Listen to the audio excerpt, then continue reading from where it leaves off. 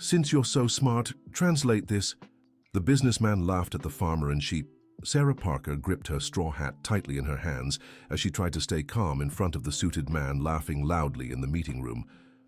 The businessman Richard Thompson pointed a finger at her with an expression of pure scorn, as if he had just heard the funniest joke of his life. "Do you really think you can understand international contracts?"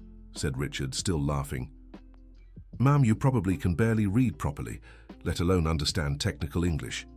Sarah felt her face flush with anger, but she took a deep breath. She had come there to defend her family's land, which was at risk of being sold to a foreign company.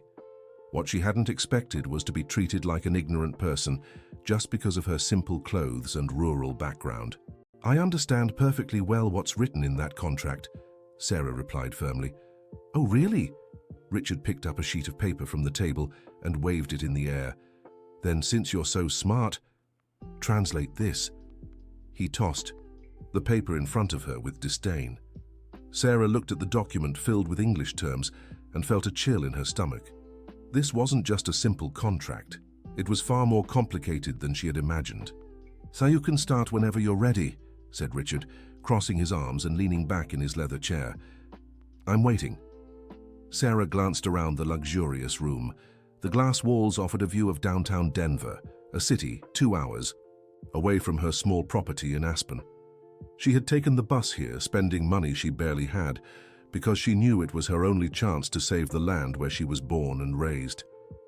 3 weeks earlier, a man had shown up at her farm with an offer that seemed too good to be true. He offered a large sum for her land, claiming that an American company wanted to build a factory in the area. Sarah had been suspicious right away. Her property was small and had nothing special to justify such interest. That was when she found out she wasn't the only one. 7 other neighbors had also received similar offers. All the plots were in a specific area, forming one large block. Tie of land, that couldn't be a coincidence. Sarah began investigating on her own. She discovered that behind the supposed American company was Thompson Construction and Partners, owned by Richard Thompson. He was buying the land for a fraction of its real value, only to resell it to a logistics company that would build a massive distribution center. Now she was here trying to talk to him directly, but Richard had made it clear from the first minute that he didn't take her seriously. To him, she was just an ignorant country bumpkin who didn't understand business. "Oh, you're taking too long," said Richard, checking his watch. "Maybe you should go back to your cows and let the adults handle serious business." Sarah clenched her hat even tighter. Those words hurt more than they should have. Her whole life, she had fought against this kind of prejudice. The daughter of small farmers, she had always been underestimated because of her humble background. But Sarah had a secret Richard knew nothing about. She had studied literature at the State University through a program for children of rural producers. For 4 years, she balanced her studies with farm work, waking up at 4 in the morning to milk the cows before catching the bus to college. Her parents had never understood why she wanted to study so badly, but they supported her even without fully grasping it. During her studies, Sarah specialized in translation and even spent 6 months on an exchange program in Canada, funded by a scholarship she earned thanks to her excellent grades. There she perfected her English and learned about international contracts while working part-time at a law firm. When she returned to the United States, she tried working in the big city, but her longing for rural life won out. She decided to stay on the farm and help her parents, temporarily setting aside her career as a translator. That was when her father suffered a heart attack 2 years ago, and she took over the property completely. Dear listener, if you're enjoying the story, take a moment to like the video and especially to subscribe to the channel. It helps us a lot as we're just starting out. Now, continuing, Richard was drumming his fingers on the table, clearly impatient. His dark eyes had a look of superiority that Sarah knew well. It was the same look she got every time she had to go to the bank or talk to suppliers in the city. People saw her simple clothes and automatically assumed she was ignorant. "Listen here," Richard said, standing up from his chair. "I have an important meeting in 15 minutes. If you can't even read the first line, I think it's best you just sign the papers and leave. I'm being generous with my offer." "I didn't come here to sell anything," Sarah replied, finally looking up from the document. "I came here to understand why you're cheating my neighbors." The smile vanished from Richard's face. "Cheating? How so?" "You're offering $60,000 for properties worth at least $200,000 each, and you're using a shell company to hide your real intentions." Richard let out a nervous laugh.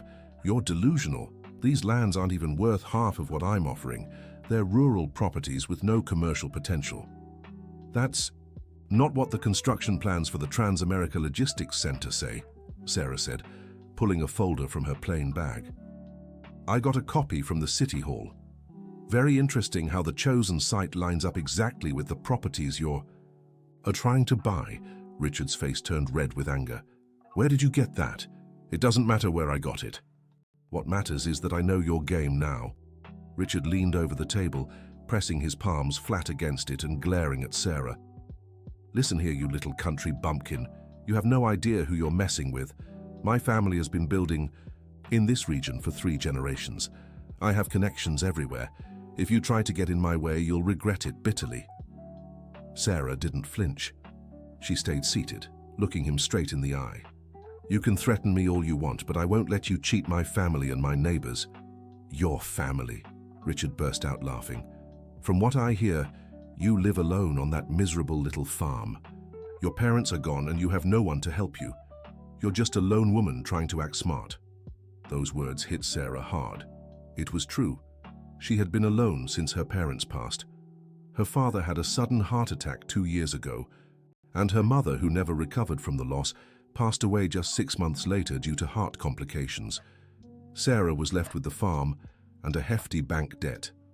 Richard saw he'd struck a nerve and pressed on. "You know how much you owe the bank, don't you? $45,000. With my offer, you could pay it all off and still have money left. If you refuse, you'll lose everything in a few months anyway." Sarah felt a tightness in her chest. It was true. The debt was growing, and she could barely cover the interest with the small income from her milk and cheese production. But she knew selling for that ridiculous price would be an even bigger mistake. "Even so, I won't sell." "Then you're even dumber than I thought," Richard said, sitting back down. "But let me make you another offer. If you're really as smart as you think, translate this contract right here in front of us. If you can do it, I'll double my offer for all the properties. If you can't, you sign the sale right now for my original offer." Sarah looked at the document. It was 10 pages of technical terms in legal English. Not impossible, but quite a challenge, especially under pressure. "What if I do manage to translate it?" "If you do, which I seriously doubt, not only will I double the offer, but I'll drop the entire project. But if you miss even a single word, you sign everything right now."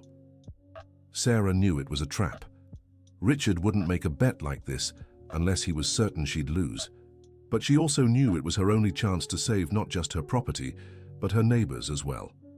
"All right," Sarah said, "I accept." Richard smiled smugly and called his secretary. "Jessica, cancel my next meeting and get Michael in here as a witness." While they waited, Sarah examined the document more closely. It was indeed complicated, a joint venture contract between a US company and an American one, with specific clauses on profit distribution, environmental liabilities, and dispute resolution. Many terms were specific to international corporate law. Michael, who appeared to be the company's lawyer, entered the room a few minutes later. He was a man in his 50s, wearing glasses and a stern expression. "Michael, witness this agreement," Richard said. "This woman claims she can translate international contracts.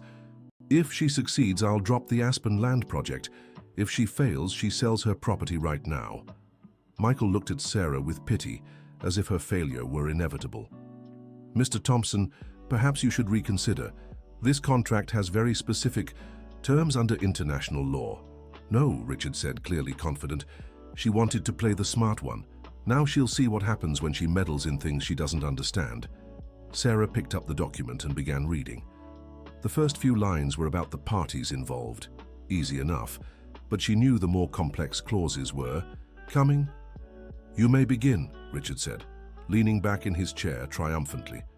"This joint venture agreement is established between Blue Ridge Corporation a company incorporated under the laws of the state of Delaware, United States.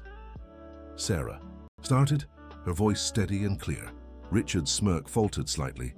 She had translated it perfectly so far. And Thompson Agro-Industrial LLC, a Brazilian limited liability company, headquartered in Denver, Colorado, for the joint development of a logistics distribution, a center in the Colorado Mountain region. Michael looked at Richard in surprise. The translation was flawless. Sarah continued, page after page, translating complex terms about liability distribution, investment percentages, exit clauses, and penalties for non-compliance. Her voice remained firm, even with highly technical phrases. Richard began to fidget. Clearly, he hadn't expected her to get this far. The parties agree that any dispute related to this agreement shall be resolved through international arbitration in accordance with the rules of the International Chamber of Commerce, headquartered in Paris, France, Sarah continued. When she reached the 7th page, she paused for a few seconds at a clause about environmental impact and specific liabilities for ecological damage. The terms were extremely technical, including concepts from international environmental law. She wasn't entirely sure how to translate precisely. "Having trouble?" Richard asked, regaining some of his confidence. Sarah took a deep breath. She knew she was reaching the hardest part, but she also noticed something odd in that clause. There was a contradiction between two parts of the text that made no legal sense. In case of adverse environmental impact resulting from the operations of the distribution center, Blue Ridge Corporation assumes full responsibility for remediation. Costs limited to a maximum of $5 million, however. Sarah paused again. "However what?" Richard insisted. "However, there's something strange here. This clause contradicts itself. In the first part, it says the American company assumes full responsibility, but 2 pages later it states that the costs are the responsibility of the Brazilian company." Michael stepped closer and looked at the document. "Can you show me where you see this contradiction?" Sarah pointed out the 2 sections. Michael read carefully and turned pale. "Mr. Richard, she's right. There's a serious contradiction here. If this contract was signed as is, we'd assume all the environmental risks while they kept all the profits." Richard snatched the document from Michael's hands. "That's impossible. This contract was reviewed by the best lawyers in New York. Maybe they should have hired someone who actually understands international contracts," Sarah said, a hint of irony in her voice. Richard's expression changed completely. For the first time, he looked at Sarah with something resembling respect, mixed with a lot of anger. "How did you spot this?" "Because I actually know how to read international contracts. I worked for 6 months at a law firm in Canada, reviewing exactly this kind of document." The room fell completely silent. Richard was clearly processing the fact that he had completely underestimated Sarah. "You haven't finished the translation yet," he said, trying to regain some control of the situation. "That's true," Sarah agreed. "But I think I've made my point," she continued, translating the remaining pages, including a section on technology transfer and another on territorial exclusivity. When she finished, 25 minutes had passed. Michael was clearly impressed. "The translation is perfect. Better than many I've seen from professional translators in the city." Richard was visibly annoyed, but knew he had lost the bet. "Fine," he said reluctantly. "You win. I'm dropping the land project." "Not so fast," Sarah said. "I want that in writing.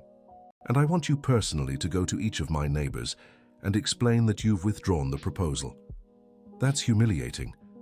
No more humiliating than being called ignorant and backward by someone who can't even review his own contracts properly." Richard took a deep breath, clearly swallowing his wounded pride. "Fine. Michael, draft a document formalizing my withdrawal from the project." But Sarah knew this victory was just the beginning of her problems. Richard wasn't the kind of man who would accept defeat easily, and she still had the bank debt to resolve. While Michael prepared the documents, Sarah took the opportunity to examine the contract she had translated more carefully. Something still bothered her. Why would Richard have such a complex contract if his intention was just to buy small rural plots? When she read the territorial exclusivity section more carefully, she understood. The project wasn't just a regular distribution center. It was part of a much larger plan to turn the entire mountain region into a logistics hub connecting the port of Long Beach to the interior of Colorado. The land he wanted to buy wasn't just for building a warehouse. It was to control a strategic route worth tens of millions of dollars in the future. "Mr. Richard," Sarah said, "may I ask a question?" "What? Why weren't you honest from the start?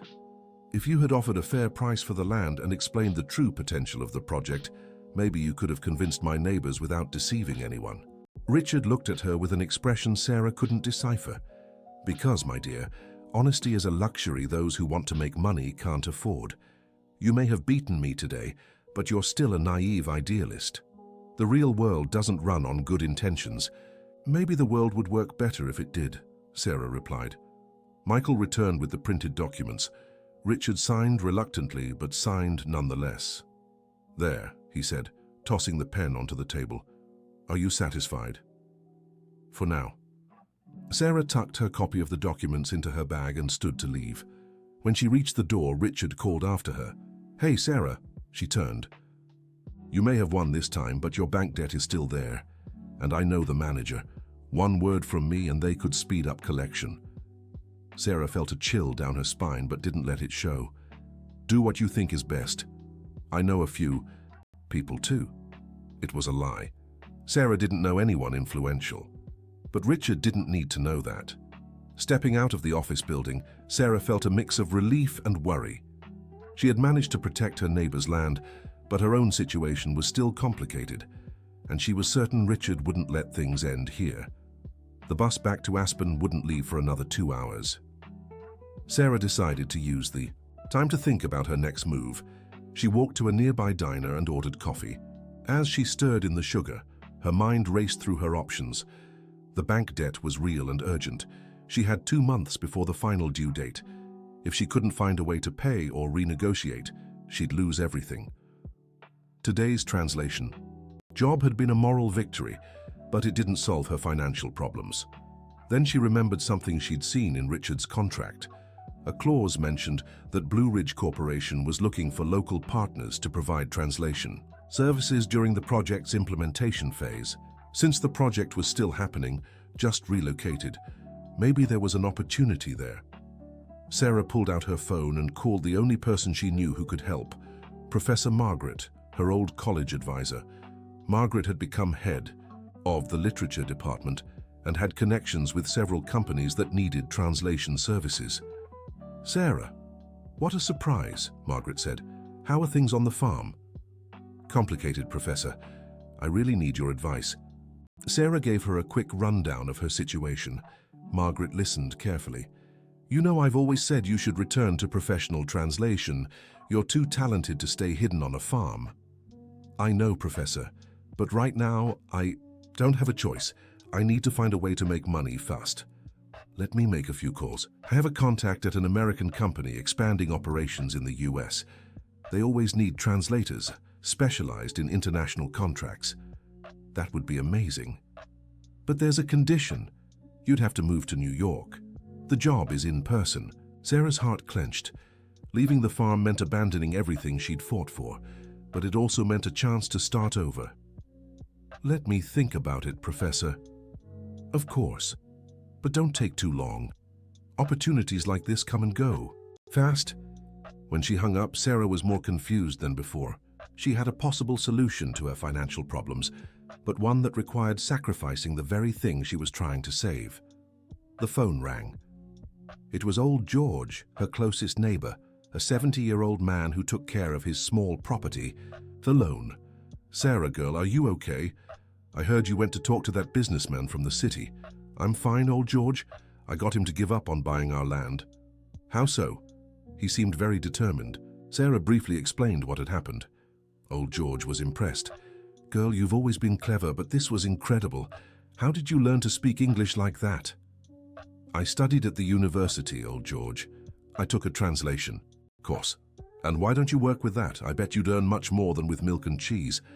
"Because my place is here, taking care of my parents' land." "Sarah," said old George, his voice more serious, "your parents were proud of you for studying. They wouldn't want you to waste that talent just because of the farm. Those words echoed in Sarah's mind the whole way back. Old George had touched on something she avoided thinking about.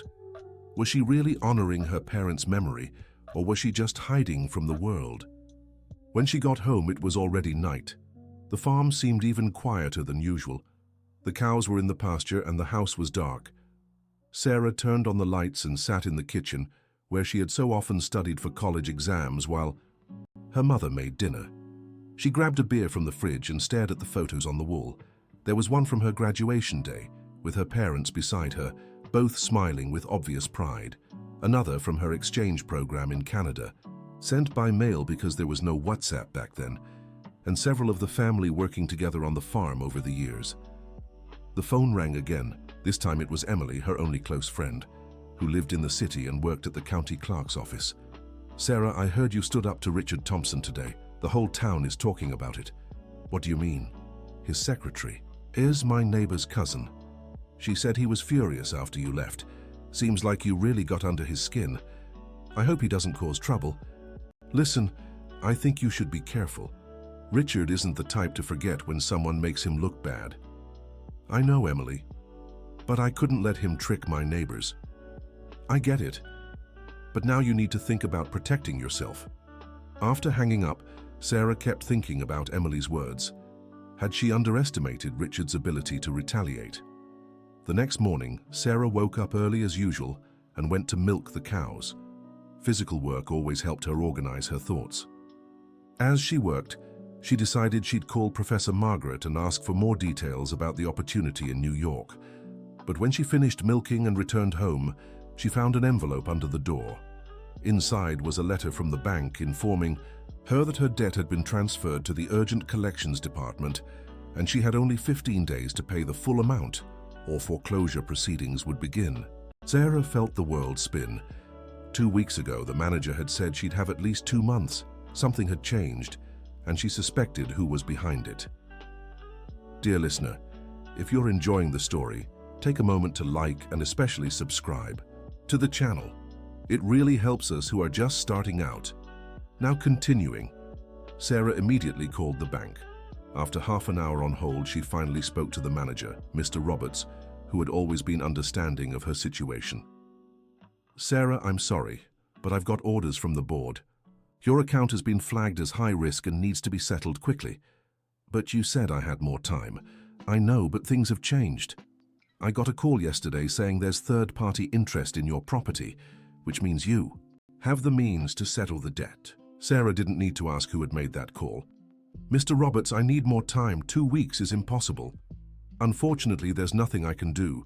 The decision came from above." Sarah hung up the phone, feeling defeated. Richard had made good on his threat. Now she had 2 options: accept his lowball offer or lose everything to the bank. That's when she remembered Professor Margaret's offer. She called immediately. "Professor, about that job opportunity." "Wonderful. I've been waiting for your call. I spoke to my contact, and they're very interested. They can pay you $15,000 a month plus benefits." It was a good amount, but Sarah did the math quickly. Even with that salary, it would take 3 months to save up enough for the debt. Time she didn't have. "Is there any chance of an advance?" "Let me see. I can ask if they'd pay the first month up front. But that's all." "That's fine, Professor. When would the interview be?" "Tomorrow, if you're available." They're in a hurry. Sarah spent the rest of the day organizing the paperwork she'd need to bring to New York. She also called a few neighbors, trying to find someone who could look after the farm temporarily if she got the job.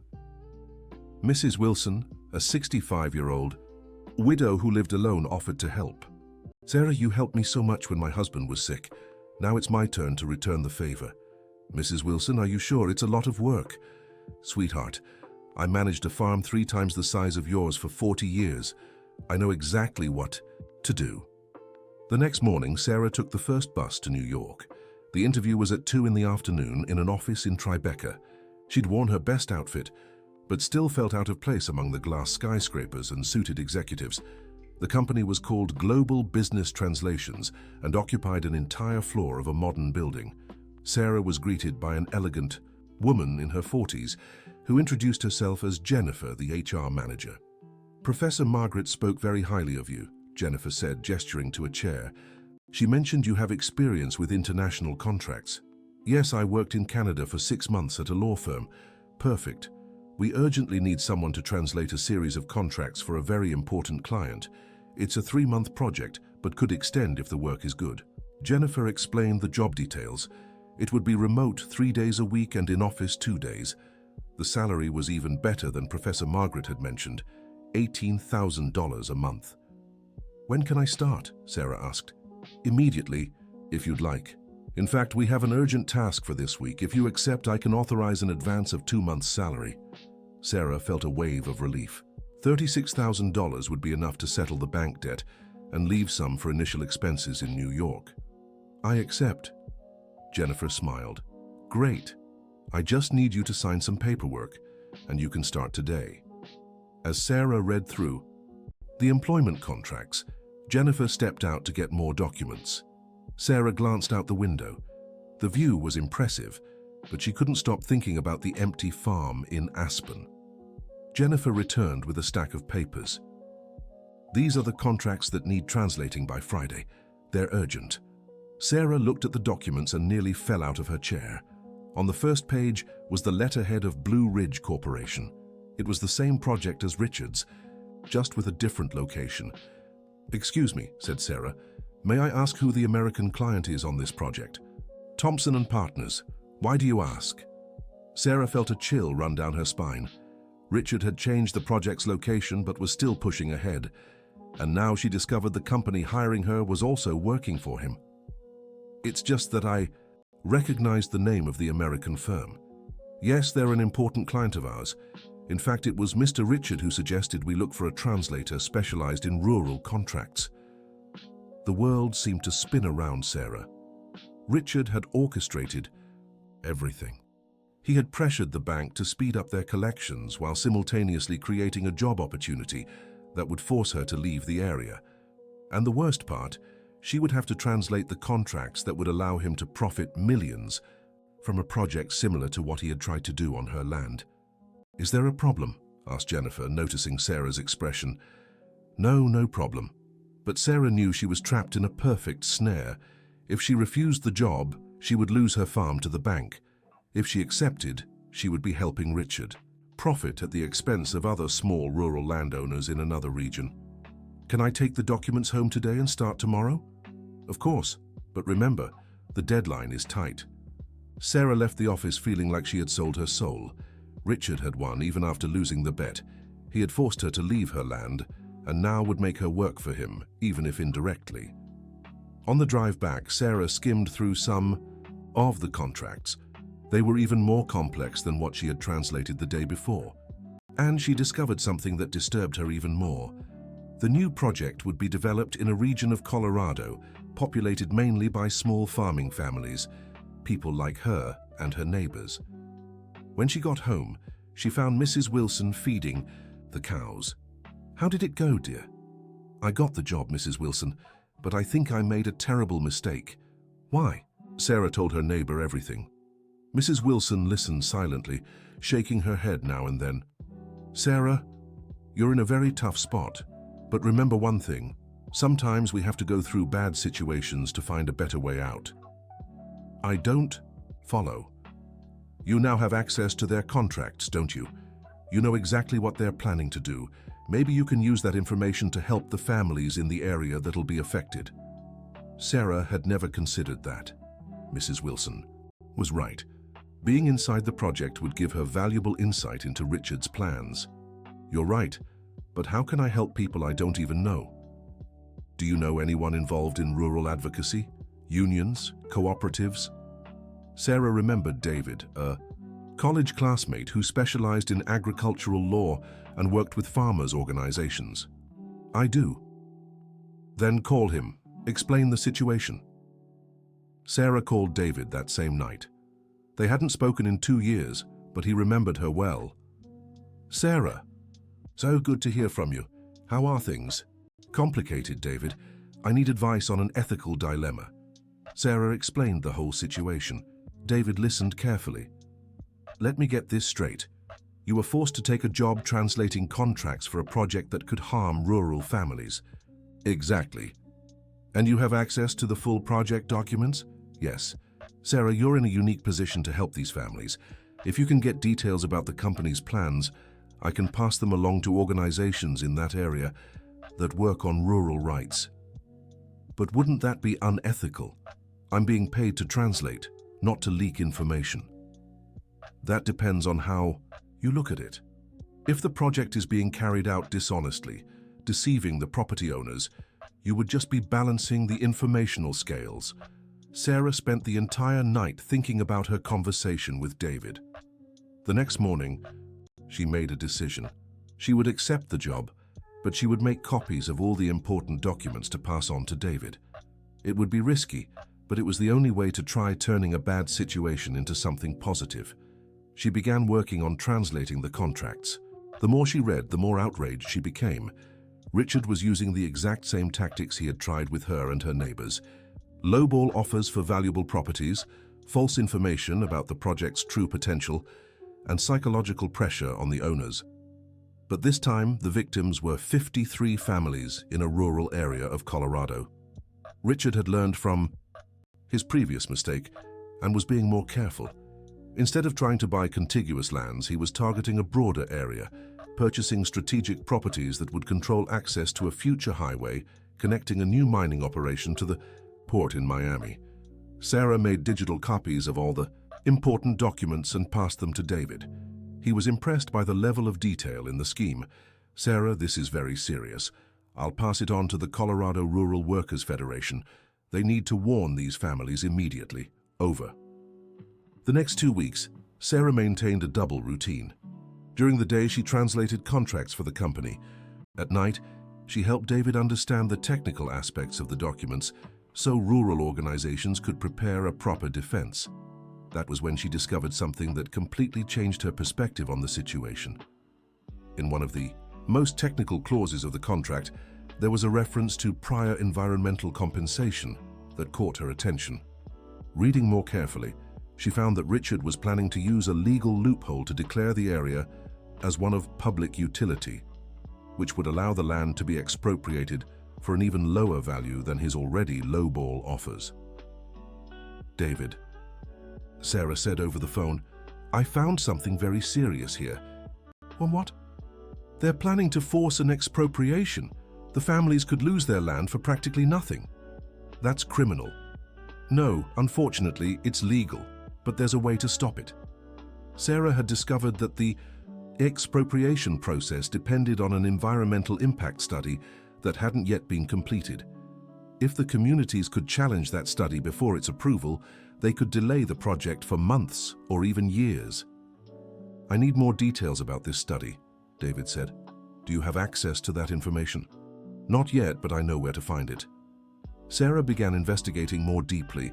She found that the environmental impact study was being conducted by a third-party company, and that preliminary results were being discussed in internal meetings at Thompson Construction and Partners. That was when she had a risky idea. If she could attend one of those meetings as the official translator, she could get first-hand information. She spoke to Jennifer about the possibility of attending in-person meetings with the client. Actually, they mentioned they might need a translator for some meetings with American executives. Would you be interested? Of course. Great. I'll check when the next one is. 2 days later, Jennifer called Sarah. Are you available for a meeting tomorrow at 10 in the morning? It'll be at the Thompson Construction and Partners office. Sarah felt her heart race. She would see Richard again, but this time as his employee, even if indirectly. Yes, I'm available. Perfect. It's an important meeting with executives from Blue Ridge Corporation. They'll discuss the next steps for the project. Sarah spent the night preparing. She studied all the documents she had translated up to that point and prepared subtle questions she could ask to gather more information. The next morning, she was back in Richard's office. This time, she was greeted by his secretary, who took her straight to the meeting room. Richard hadn't arrived yet. The room was full of executives she didn't recognize, along with 2 Americans who were clearly from Blue Ridge Corporation. Sarah introduced herself as the translator and quietly took a seat in the corner. When Richard walked in, he paused for a moment when he saw her but quickly masked his surprise. "Good morning, everyone," he said. "Let's begin our meeting." For the first hour, Sarah translated technical discussions about schedules and budgets, nothing she hadn't already learned from the documents. But when the conversation shifted to regulatory issues, her ears perked up. One of the American executives asked about the problem of local resistance in the Colorado region.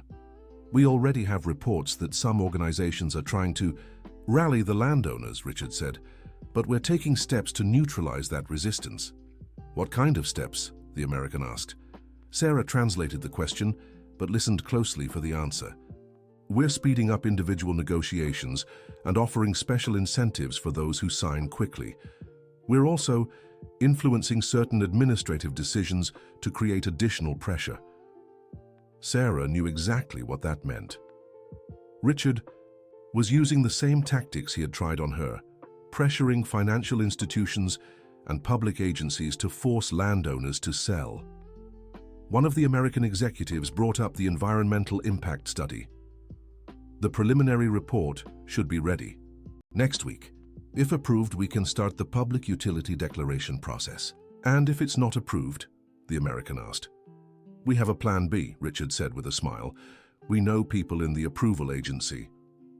A chill ran down Sarah's spine. Richard was openly admitting he had undue influence over the environmental approval process. The meeting continued for another hour, but Sarah had heard enough. When it ended, Richard approached her. "Sarah, what a coincidence to see you here. It's my job, Mr. Thompson." "Of course. And how are things at the farm?" "Fine, thank you. I hope there won't be any problems with your new career in the big city. It would be a shame if you had to return to the countryside because of professional complications." The threat was clear. Richard knew she was working for the company translating his contracts, and he was making it clear that any trouble would be traced back to her. Sarah left the office with more information than she'd expected, but also with the certainty that she was in dangerous territory. Richard wasn't just a dishonest businessman. He was someone with powerful connections, willing to use every resource to get what he wanted. She called David as soon as she left the building. "David, I need to tell you what I heard today." She recounted the entire meeting. David was shocked. "Sarah, this is serious. They're planning to corrupt the environmental approval process." "I know, but how do we prove it?" "We need more concrete evidence. Can you record any of these meetings?" "It would be too risky. If they find out, I could face criminal charges." "I understand, but without evidence, it's hard to stop what they're planning." Sarah spent the weekend tormented. She knew she had information that could save 53 families from being deceived, but using that information could destroy her own life. Then she received an unexpected call. It was old George, her neighbor. "Sarah, sweetheart, I need to tell you something. That Richard showed up here again." "What do you mean?" "He came offering me money to convince you to sell your property. Said if I succeeded, he'd pay me a commission." Sarah was furious. "And what did you say?" "I told him he could shove his money where the sun don't shine, but I thought you should know." "Thank you for telling me, old George." "Sarah, this man won't give up easily. He's determined to get your land by any means necessary." After hanging up, Sarah realized her situation had changed again. Richard hadn't given up on her property. He was just changing tactics. And if he managed to pressure her neighbors, she'd be isolated, making it much easier to force her to sell. That's when she made a firm decision. No matter the risks, she wouldn't let Richard keep harming innocent families.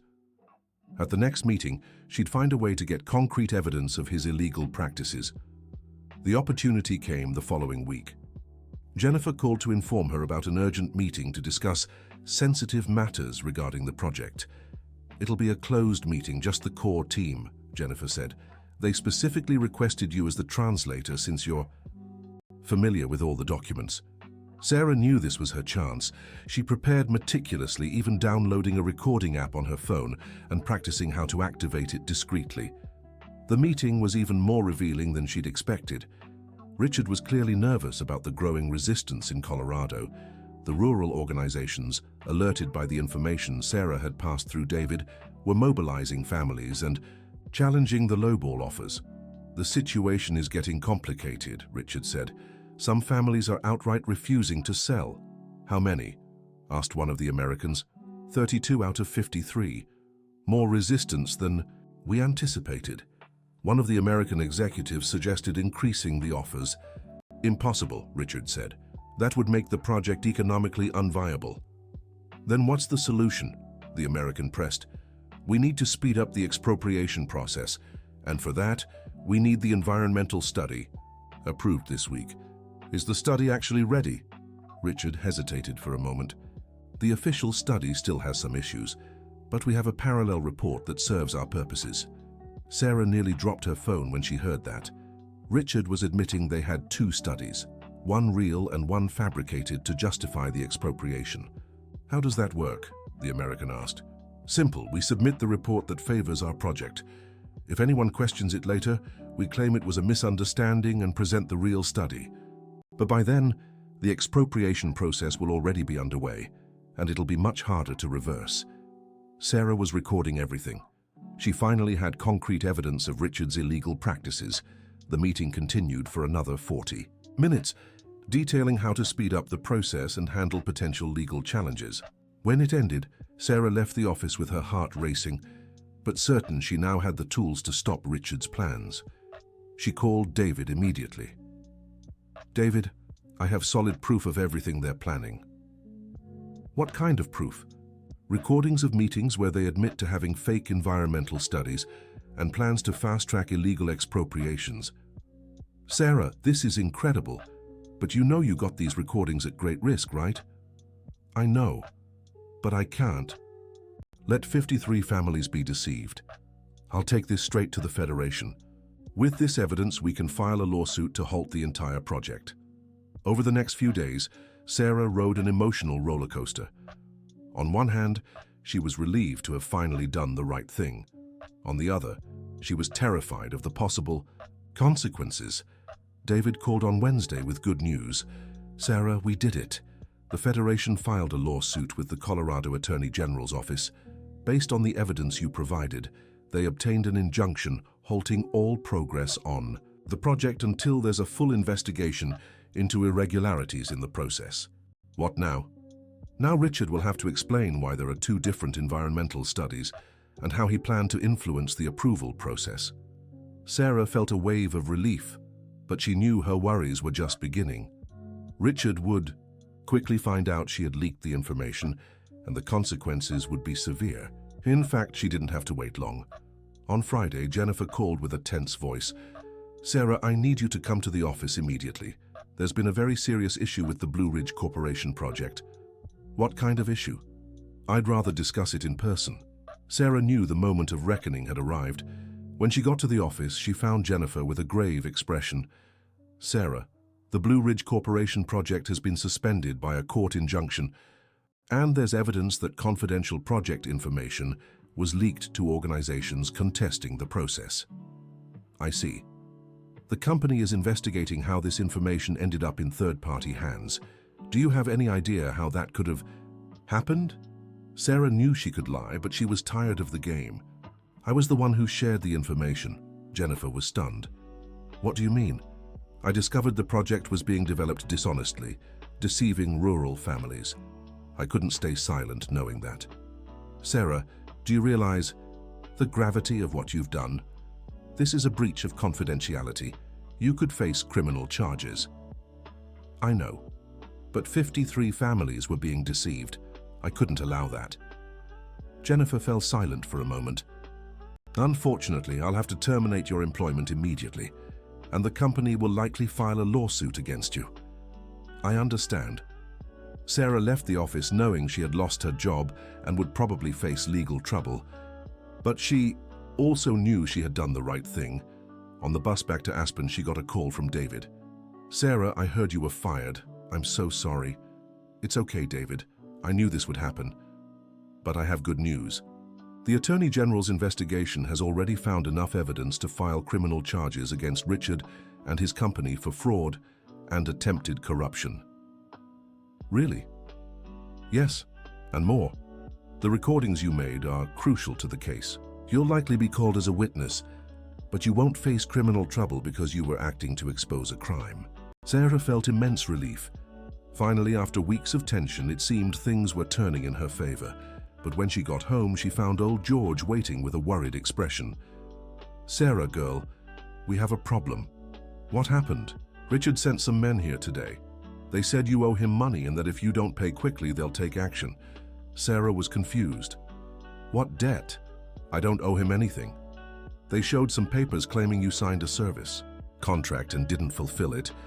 "That's a lie. I never signed anything with him." "I know, girl. But they seemed very determined." Sarah realized Richard was desperate and resorting to dirtier tactics. With the project suspended and a criminal investigation underway, he was trying to pressure her any way he could. She called David again. "David, Richard is making up fake debts to pressure me. This is harassment and document forgery. I'll immediately forward this to the prosecutor handling the case. And in the meantime? In the meantime, you need to document everything. If they return, record everything they say. And don't sign anything, no matter how much they pressure you." Sarah spent the weekend in constant tension, waiting for Richard's men to return. But at the same time, she began to feel she was finally seeing light at the end of the tunnel. On Monday, she received an unexpected call from Professor Margaret. "Sarah, I heard you had trouble with that translation job." "Yes, Professor. I had to make a difficult decision." "I understand. But I have a proposal for you. A reputable translation company is looking for someone to work exclusively on rural and environmental contracts. The pay is good, and you can work from home." "That would be perfect, Professor." The company is called Rural Translations and specializes in helping small producers understand contracts and legal documents. It's the exact opposite of what you were doing before. Sarah smiled for the first time in weeks. Finally, an opportunity that didn't conflict with her values. "When can I speak with them?" "Tomorrow, if you'd like. The owner, Dr. Williams, is very interested in your profile." On Tuesday, Sarah had a video conference with Dr. Williams, an attorney specializing in agricultural law who had founded the company to help small producers defend themselves against predatory contracts. "Sarah, Professor Margaret told me your story. What you did took tremendous courage and shows exactly the kind of character I look for in my team." "Thank you, Doctor. Our company exists precisely to prevent what almost happened to you from happening to other families. We translate and explain contracts so producers know exactly what they're signing. That's exactly the kind of work I'd love to do." "Perfect. I can offer $12,000 a month to start with raises based on results, and you can work entirely from home." Sarah accepted immediately. She'd finally found a way to use her skills for something positive without leaving her farm. Over the following weeks, her life began to stabilize. The work with Rural Translations was rewarding and well paid. She helped families across the United States understand contracts and business proposals, preventing them from being deceived as she nearly was.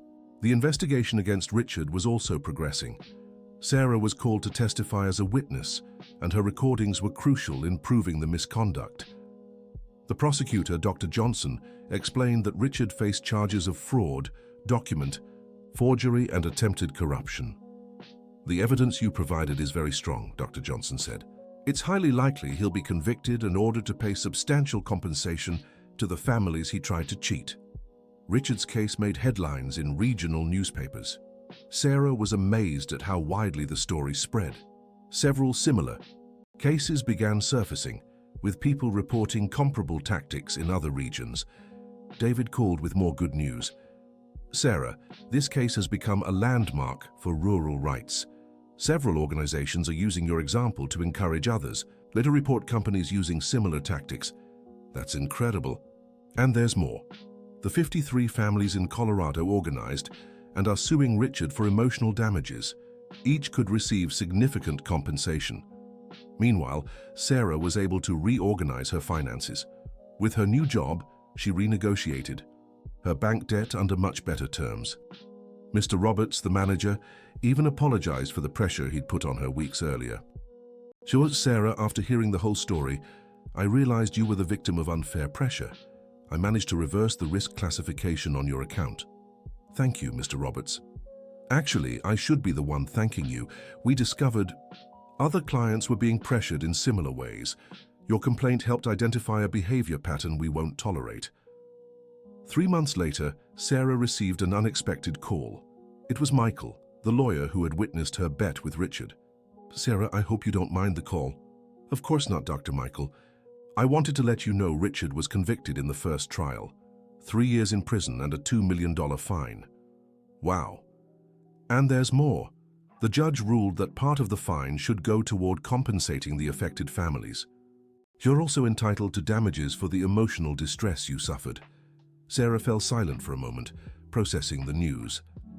"What about his company?" "It went bankrupt. All properties and assets are being auctioned to pay the compensations." When she hung up, Sarah sat on her porch and looked out at her land. 6 months ago, she'd been desperate, convinced she'd lose everything. Now, not only had she saved her property, but she'd also helped dozens of other families protect themselves from similar scams. Mrs. Wilson came by with coffee. "How'd the call go, dear?" "Richard was convicted, Mrs. Wilson." "Thank goodness. That man deserved it. And I'll be receiving compensation." "That's wonderful. You can invest in the farm." Sarah smiled. That was exactly her plan.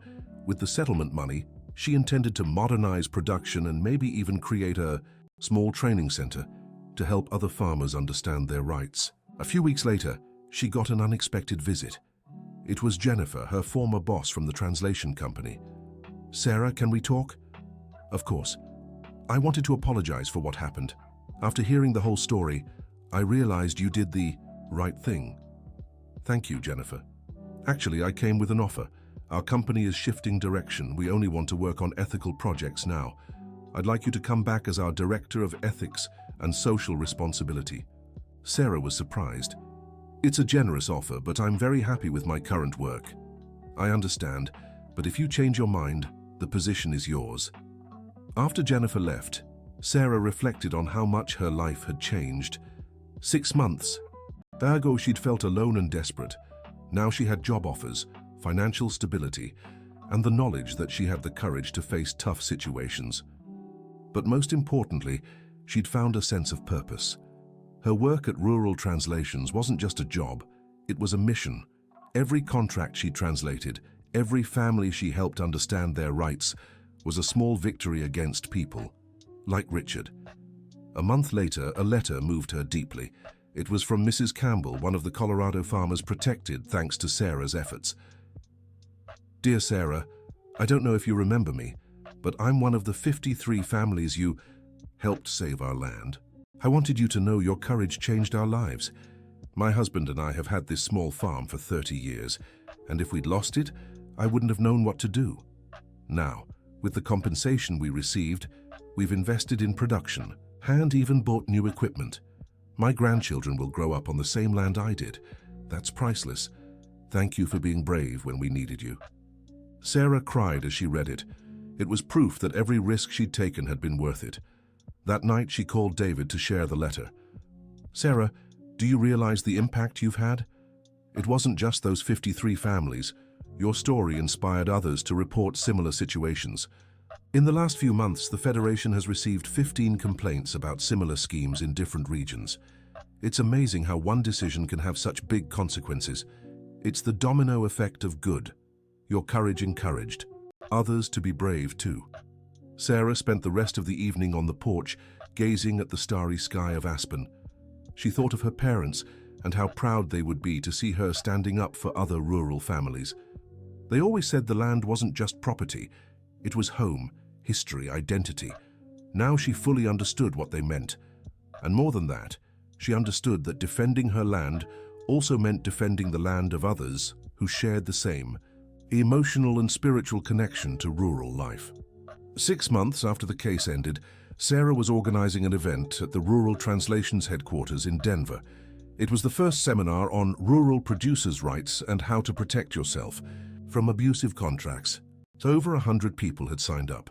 Dr. Williams was excited about the project. "Sarah, this is exactly what we needed, an event that truly makes a difference in people's lives. I hope it helps a lot of people." "I'm sure it will." And guess who confirmed their attendance? David and the whole team from the Colorado Rural Workers Federation. They're presenting a study on how to identify and report fraudulent schemes. The seminar was a complete success. Sarah shared her own story as an example of how it's possible to face difficult situations and come out victorious. Many people approached her afterward to share similar stories and ask for advice. An elderly woman, about 70 years old, sought her out at the end of the event. "My dear, your story gave me courage. I'm facing a similar situation in my town. A company is pressuring our cooperative to sell our headquarters for far too little. Do you have the contracts?" "Yes, I do." "Email them to me. I'll review them free of charge." God bless you, child. Cases like this became routine in Sarah's work. She had discovered a calling she never knew she had, using her technical knowledge to empower people who, like her, were often underestimated. Because of their humble origins, a year after the whole ordeal began, Sarah found herself back at the same diner where she'd had coffee after her first confrontation with Richard. But this time, she was there to meet a client who lived in the area. While waiting, she spotted a headline in the local paper that made her smile. Richard had been convicted in a second trial, confirming his prison sentence. The article mentioned he was trying one last appeal, but the prospects didn't look good. The client arrived a few minutes later, a young farmer being pressured by a company to sell his land for a solar energy project. "Sarah, thank you for agreeing to help me. Of course, let's take a look at these contracts." After reviewing the documents, Sarah found this was a legitimate case. The company was offering fair terms, and the project would genuinely benefit the local community. "In this case, I'd recommend you sign," Sarah said. "The terms are good and the project seems solid." "Thank you, I was afraid it might be another scam." Not all companies are dishonest. The key is knowing how to tell when they are and when they aren't. Cases like this were important too.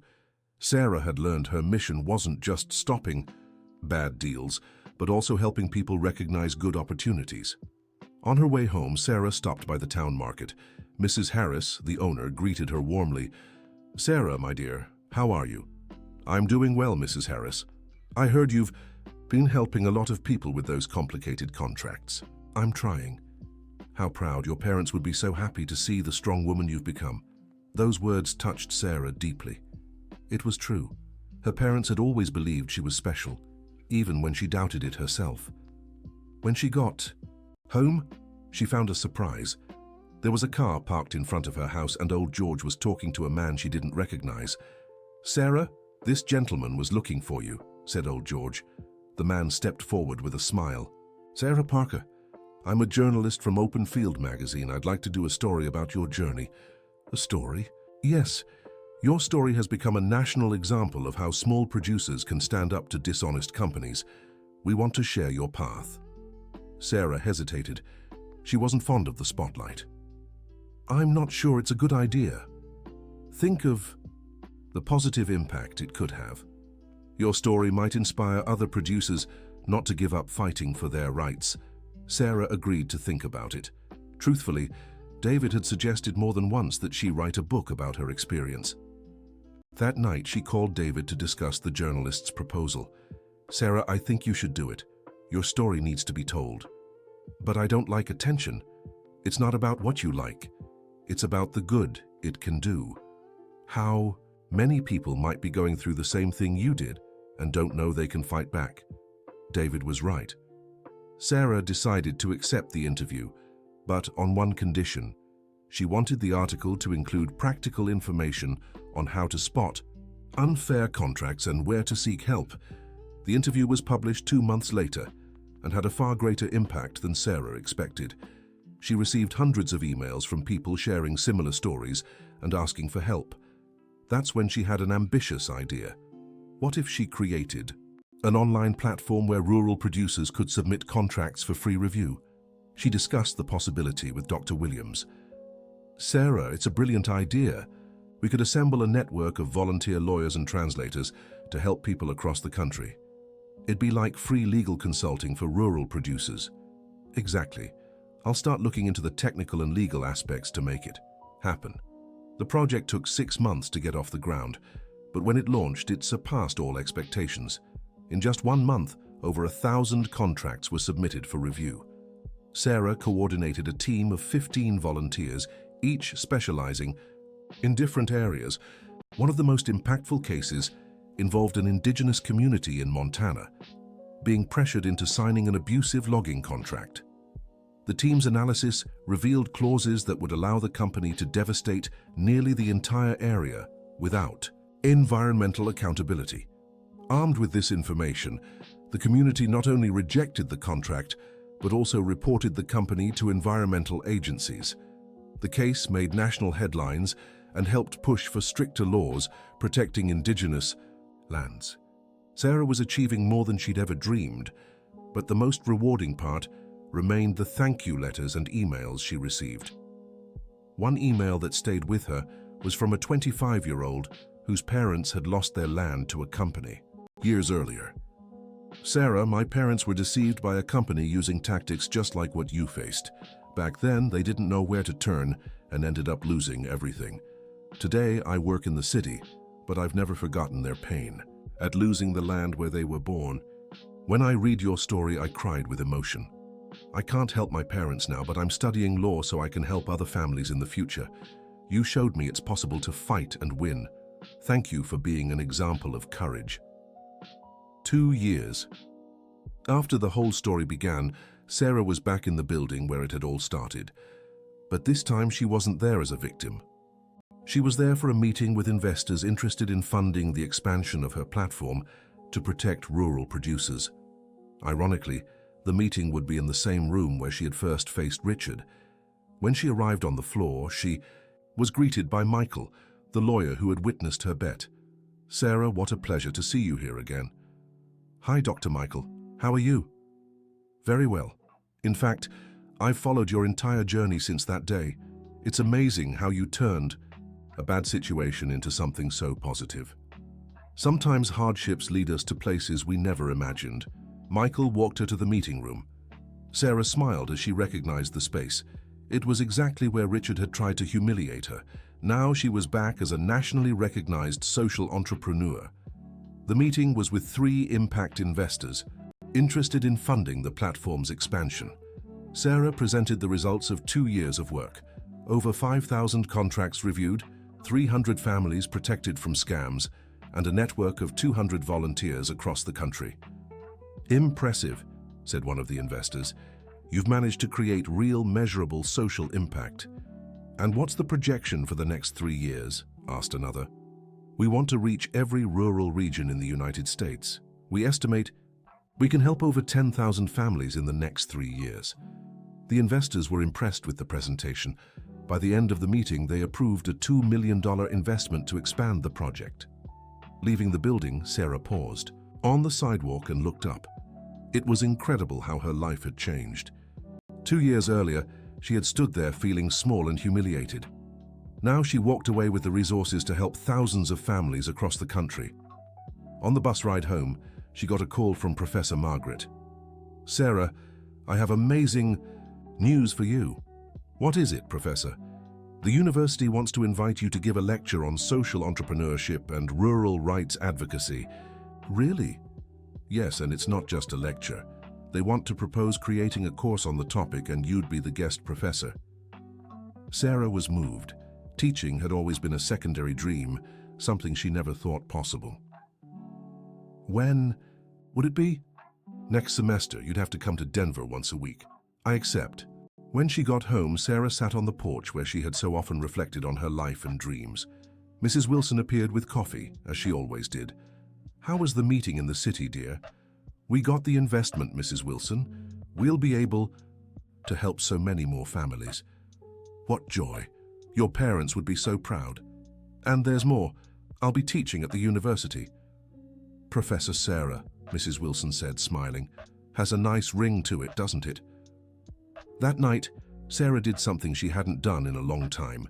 She took out the family photo album and looked at pictures of her parents. In the last photo they took together, the 3 of them were on the porch, smiling. "Dad, Mom," Sarah whispered, "I managed to honor what you taught me. Not in the way we imagined, but I did it." The next day, Sarah began writing her memoirs. It was no longer just her personal story, but the story of how a humiliating confrontation turned into a lifelong mission. The book was published a year later under the title Translating Courage: How a Farmer Stood Up to an Empire and Transformed Lives. It became a bestseller in the personal development and inspiration category. During the launch at a bookstore in New York, Sarah was approached by a young woman in her 20s. "Sarah, I'm a law student, and your story changed my life." "How so?" "I also come from a rural family. I always felt inferior when I came to study in the big city.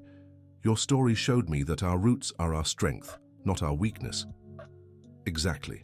Never be ashamed of where you came from. Want to specialize in agricultural law to help rural producers like you do? That's wonderful. The country needs more people like you. Conversations like this became common at the book events. Sarah discovered her story resonated especially with young people from rural backgrounds who felt out of place in urban environments. 3 years after the whole story began, Sarah received a call she didn't expect. It was from a television producer interested in adapting her story into a miniseries. "Sarah, your story has all the elements of an inspiring drama: struggle, perseverance, social justice." "I'm not sure I'm comfortable with that." "Think about the reach a TV series could have. Your message would reach millions of people." Sarah asked for time to think. She spoke with David, Dr. Williams, Professor Margaret, and even Mrs. Wilson. They all thought it would be a unique opportunity to amplify her message. "But I want control over the script," Sarah told the producer. "The story needs to be told truthfully and respectfully." Of course, you'd be the executive consultant for the series. The miniseries Rural Courage aired a year later and broke viewership records. Sarah was amazed to see her story portrayed by talented actors. Even more impressive was the impact it had. In the weeks following the broadcast, the Rural Producers Protection Platform received over 10,000 new registrations. Organizations from other countries reached out wanting to replicate the model. And most importantly, dozens of cases similar to Richard's were reported across the United States. Dear listener, if you're enjoying the story, please take a moment to like and subscribe to the channel. It really helps those of us just starting out. Now, continuing. A few weeks after the series aired, prosecutor Dr. Johnson called Sarah. "Sarah, you should know your story has sparked a national movement. We're investigating over 50 cases of companies using tactics similar to Richard's." 50 cases? Yes, and in half of them, people cited your story as inspiration to come forward. That's incredible. What's even more incredible is that we've managed to create a national task force to combat this type of crime. Your individual courage has become public policy. Sarah was moved to learn her personal experience had contributed to structural changes in the country. Around the same time, she received an unexpected invitation. The Department of Agriculture wanted to hire her as a consultant to create a national program protecting small rural producers. This would be an opportunity to influence public policy at the national level, explained the ministry advisor. "But I've always worked independently. We understand that. That's why we're proposing you maintain your organization and work in partnership with us." Sarah accepted the offer, but set clear conditions. She would retain full editorial independence, and her organization would remain under her management. The national program launched 6 months later, including the creation of regional protection centers for rural producers in every state. Sarah began traveling across the United States training local teams. It was during one of these trips, deep in Kansas, that Sarah had one of the most profound experiences of her entire journey. "I was training a local team when an elderly woman around 80 years old approached me. 'Young lady, are you the Sarah from TV?' 'Yes, ma'am, I am. I wanted to thank you.' 'Thank me for what?' 'My grandson was almost selling our farm to a company that wanted to cheat him. After he saw your story on TV, he came to talk to me. We reviewed the contract and realized it was a scam. I'm so glad you were able to protect yourselves. It's more than that. My grandson is now studying law at night and wants to help other families. He said you inspired him to fight for what's right." Stories like this repeated in many towns Sarah visited. her journey had created a ripple effect, inspiring others to become defenders of rural rights. 4 years after the whole story began, Sarah was back at her farm for the year-end holidays. The property had changed a lot. With the money from settlements and the success of her projects, she had modernized the entire operation. But the most important changes weren't physical. The farm now served as the headquarters of the NGO Rural Courage, which had become the largest rural producers protection organization in the country. Over 100 employees worked remotely, and the farm regularly hosted visits from students and researchers interested in their model. Mrs. Wilson, now 70, remained her closest neighbor and confidant. "Sarah, my dear, you've become an important person." "I'm not important, Mrs. Wilson. I was just lucky to be able to help people." "It's not luck, it's character. You've always been this way. You just didn't know it." That New Year's Eve, Sarah threw a party at the farm to celebrate the results of 2024. Professor Margaret, David, Dr. Williams, and many others who had been part of her journey were there. During the party, David raised a toast. "Sarah, 4 years ago you were a desperate farmer trying to save your land. Today you're one of the country's leading advocates for rural rights. But the most important thing is that you never forgot where you came from." "Thank you, David, but none of this would have been possible without all of you." "That's not true," said Professor Margaret. "We all supported you, but the courage was yours. You chose to fight when it would have been so much easier to give up." After everyone left, Sarah stood alone on the porch, looking at the starry sky. She thought about how much her life had changed since that day Richard tried to humiliate her in the boardroom. Back then, she felt small and insignificant. Now she understood that a person's worth isn't measured by wealth or social status, but by their willingness to fight for what's right. 5 years after the story began, Sarah received a call that moved her deeply. It was from a young lawyer in Washington, D.C. "Sarah, my name is Jennifer Silver. I'm the daughter of small rural producers, and I went to law school because of your story." "That's wonderful, Jennifer. I got a job at the Attorney General's office, and I wanted to tell you, I'm working on a case just like yours. A company is trying to cheat 40 families in my area. How can I help?" "Actually, I don't need help. I learned from your story how to spot and fight these practices. I just wanted to thank you for showing the way." Calls like this became common. Sarah's story had inspired a new generation of professionals dedicated to defending rural rights. That same year, she was invited to give a lecture at Harvard University in the United States about innovative models of social justice. It was her first time leaving the country since her exchange in Canada 20 years earlier. In her speech, she shared her story with an audience of students from around the world. The reception was warm, and many students approached her afterward to learn more details about the American model. One American student particularly impressed her. "Sarah, your story made me rethink my career. I was going to work at a big consulting firm, but now I want to dedicate myself to social impact projects." "That's wonderful. The world needs more. People willing to make a difference. Can I visit your organization in the United States? I'd love to learn more about your work model." "Of course. You'll be very welcome." 6 months later, the young American was at Sarah's farm, interning at the NGO. His presence helped establish partnerships with similar organizations in other countries. Sarah realized her story had transcended borders. She received invitations to speak at events in Argentina, Colombia, and Mexico. Whenever possible, she accepted, especially when it involved helping other countries develop protection mechanisms for small producers. 7 years after the whole story began, Sarah was preparing a special surprise. She had decided to write a second book, but this time it wouldn't be about her own story. It would be about the stories of the hundreds of people her organization had helped. The book, titled Shared Courage, Stories of Those Who Fought and Won, compiled 50 real cases of families who had protected themselves from corporate scams using the tools developed by Sarah's organization. During the launch, one story that moved Sarah deeply was that of Old Joe, a 60-year-old producer from Georgia. "Sarah, 3 years ago, my family almost lost our land to a wind energy company that wanted to pay practically nothing for our property. When we found your organization, we discovered our land was worth 10 times more than what they offered. Today, we have a fair contract, and our family remains on our grandparents' land. Stories like Old Joe's multiplied over the years. Sarah's organization had directly helped over 2,000 families and indirectly impacted tens of thousands through educational campaigns and training. In 2029, 8 years after the whole story began, Sarah received an honor that deeply moved her. The National Confederation of Agricultural Workers created the Sarah Parker Award to recognize individuals who excelled in defending rural producers' rights.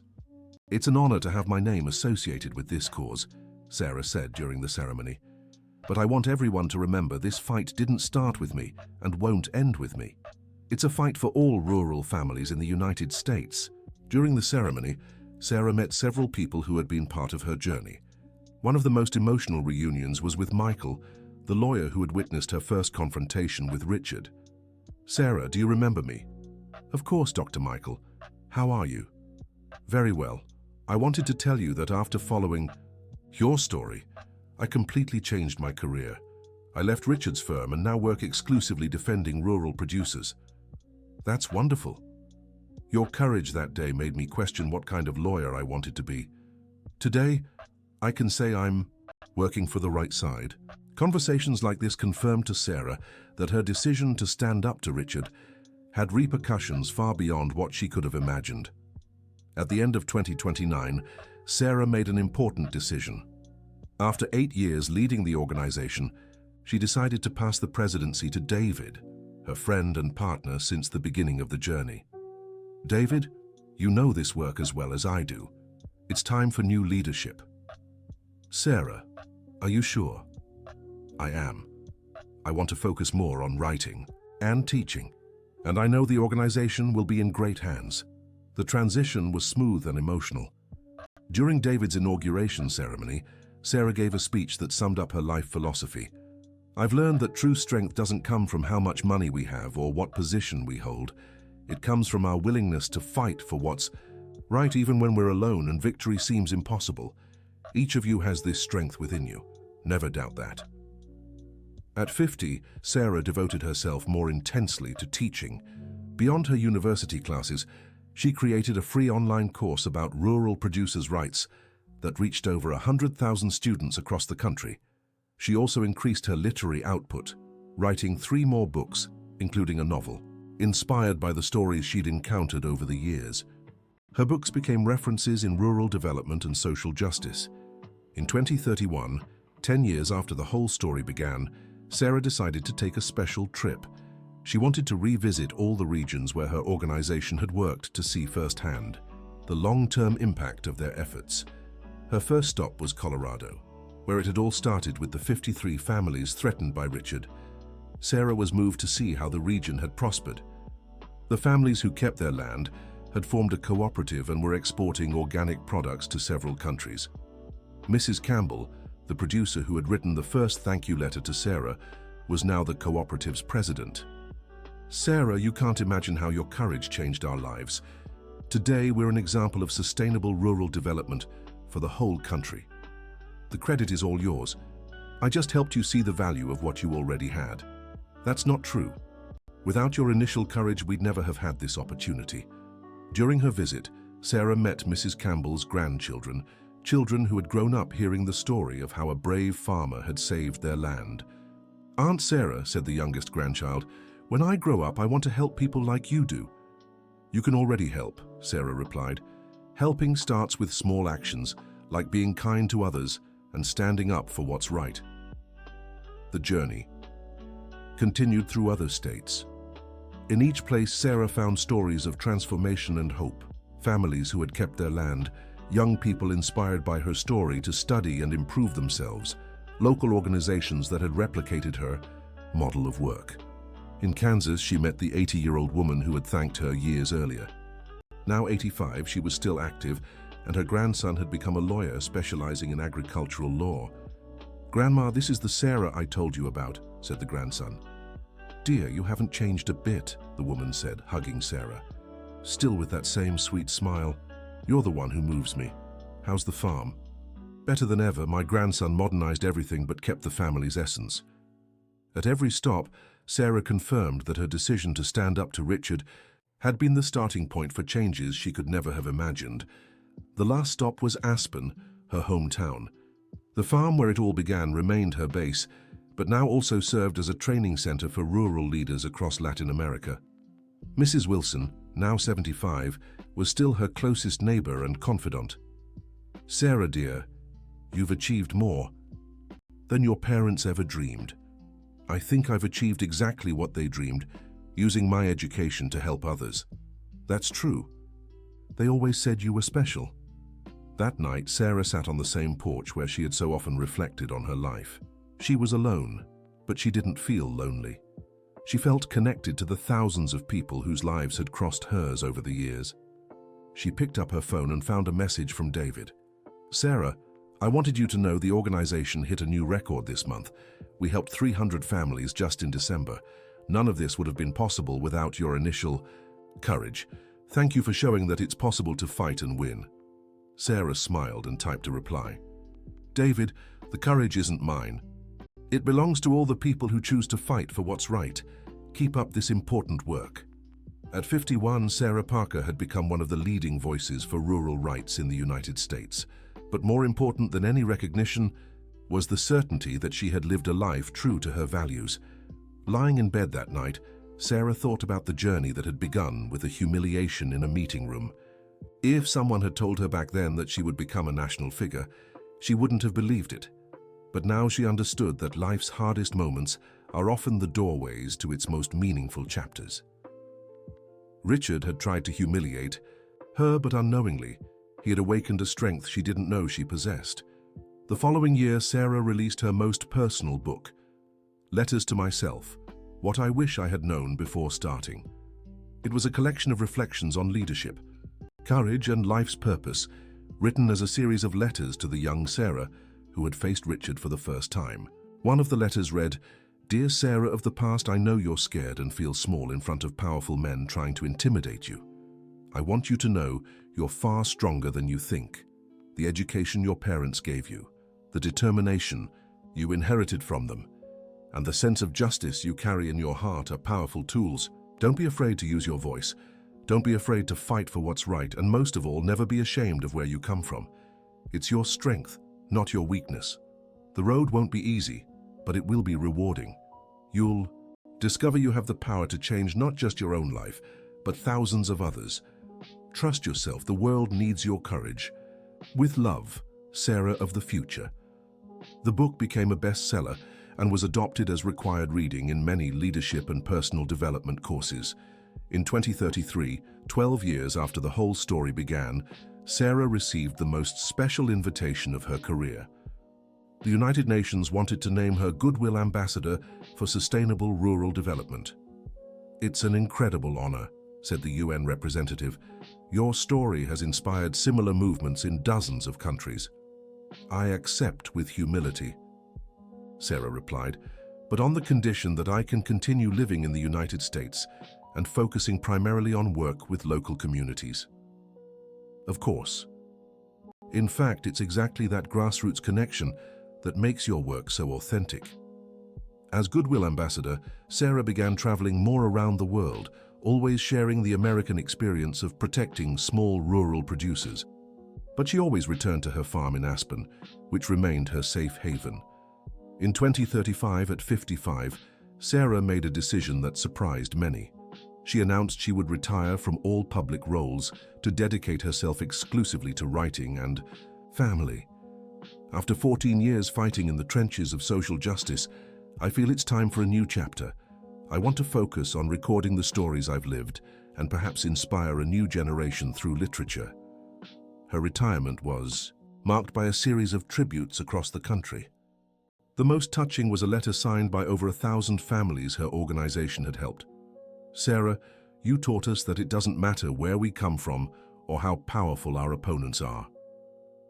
What matters is our willingness to fight for what is right. Thank you for showing the way. Now it's our turn to continue the struggle." Sarah was moved as she read the letter. It was confirmation that her mission had been accomplished. She had planted seeds that would keep growing long after she had left the stage. Retired from public service, Sarah devoted herself intensely to writing. She wrote 5 more books, including a fiction trilogy about rural women facing challenges, similar to those she had encountered. Her books were translated into 15 languages and became global references in literature about rural empowerment and social justice. In 2040, at 60 years old, Sarah decided to take stock of her life. Nearly 20 years had passed since that traumatic day in the meeting room with Richard.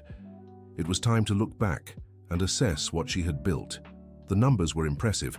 Her organization had directly helped over 5,000 families, indirectly impacted more than 50,000 people, and inspired the creation of similar organizations in 23 countries.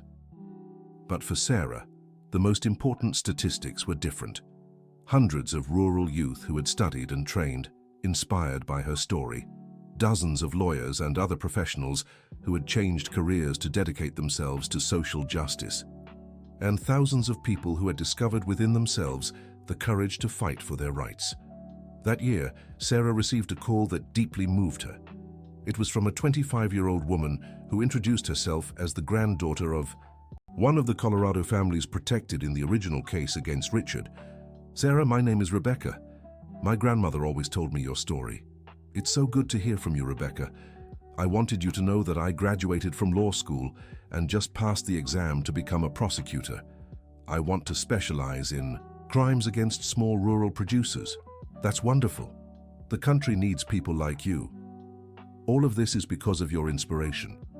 I grew up hearing how a courageous woman saved our family, and it motivated me to study so I could help other families. Rebecca, you've moved me. Knowing that the story lives on through people like you is the greatest reward I could ever have." After hanging up, Sarah reflected on the meaning of that call. Her story had created a virtuous cycle that would keep repeating for generations. In 2042, at 62, Sarah released her definitive autobiography, From Field to Hope, A Journey of Transformation. The book detailed not only her fight against Richard, but also her entire subsequent journey and the lessons learned along the way.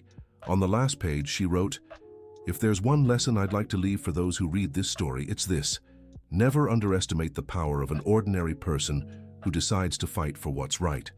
I was just a debt-ridden farmer with no resources or influence. But I had something no money could buy, the determination to defend my dignity and protect others in the same situation.